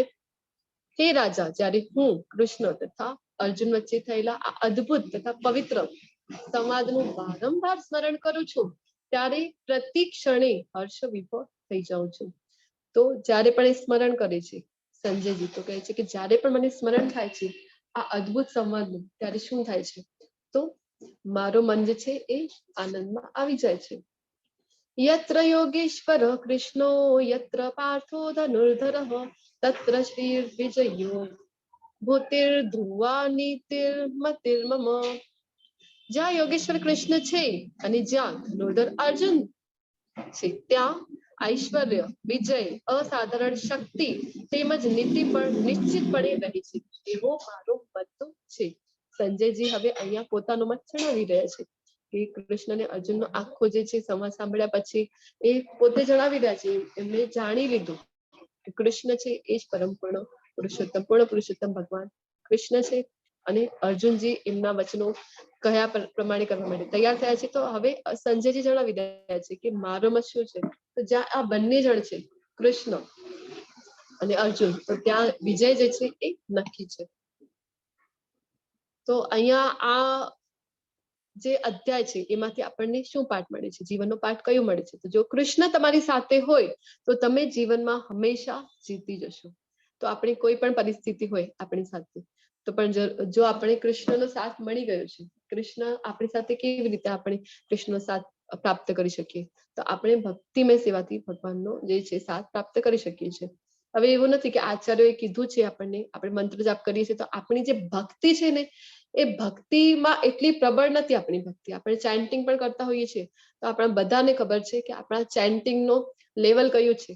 તો ત્યાં ચેન્ટિંગ કરતા હોઈએ આપણે, પરંતુ આપણું ધ્યાન જે છે, આપણું મન જે છે એ હજારો અલગ અલગ દિશાઓમાં ફરતો હોય છે, અલગ અલગ વિષયોમાં ફરતો હોય છે. તો આપણે આપણી ભક્તિની જે છે પાવર, એના થ્રુ આપણે કૃષ્ણને પ્રાપ્ત કરી શકતા નથી. પરંતુ ભક્તિમય સેવાથી શું થાય? તો ભૌતિક જગતમાં પણ આપણે જો હોઈએ તો આપણને કોઈ સમજી લો ને કે કોઈ છોકરો છે અને કોઈ છોકરીને એ પ્રત્યે એને પોતાનો પ્રેમ વ્યક્ત કરવો છે, અથવા તો વેલેન્ટાઇન ડે આવે તો એ શું કરે? એને એક ફૂલ આપે છે ને જઈને, જેનાથી એ પ્રેમ વ્યક્ત કરે છે. તો આવી રીતે આપણે પણ કૃષ્ણ પ્રત્યે આપણો પ્રેમ છે એ વ્યક્ત કરવા માટે આપણે ભગવાનનું નામ લેતા હોઈએ છીએ.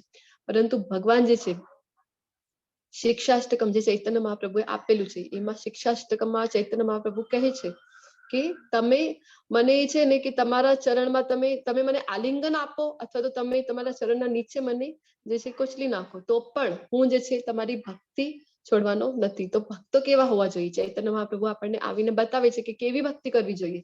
કૃષ્ણ તો સ્વતંત્ર છે, એ જરૂરી નથી કે આપણા ઉપર આપણને એ સ્વીકારે કાંઈ પણ કરે. ભગવાને તો વચન આપ્યું છે એટલે આપણને ધામમાં જરૂરથી એ એન્ટ્રી આપે જ છે. પરંતુ આપણી ભક્તિ કેવી હોવી જોઈએ? તો આપણે ભગવાન પ્રત્યે એટલો પ્રેમ ભાવ હોવું જોઈએ. આપણે જોયું હતું કે પ્રેમ શ્રદ્ધાથી માંડીને છેક ભાવ અને પ્રેમ અવસ્થા સુધી આપણે પહોંચવું જોઈએ.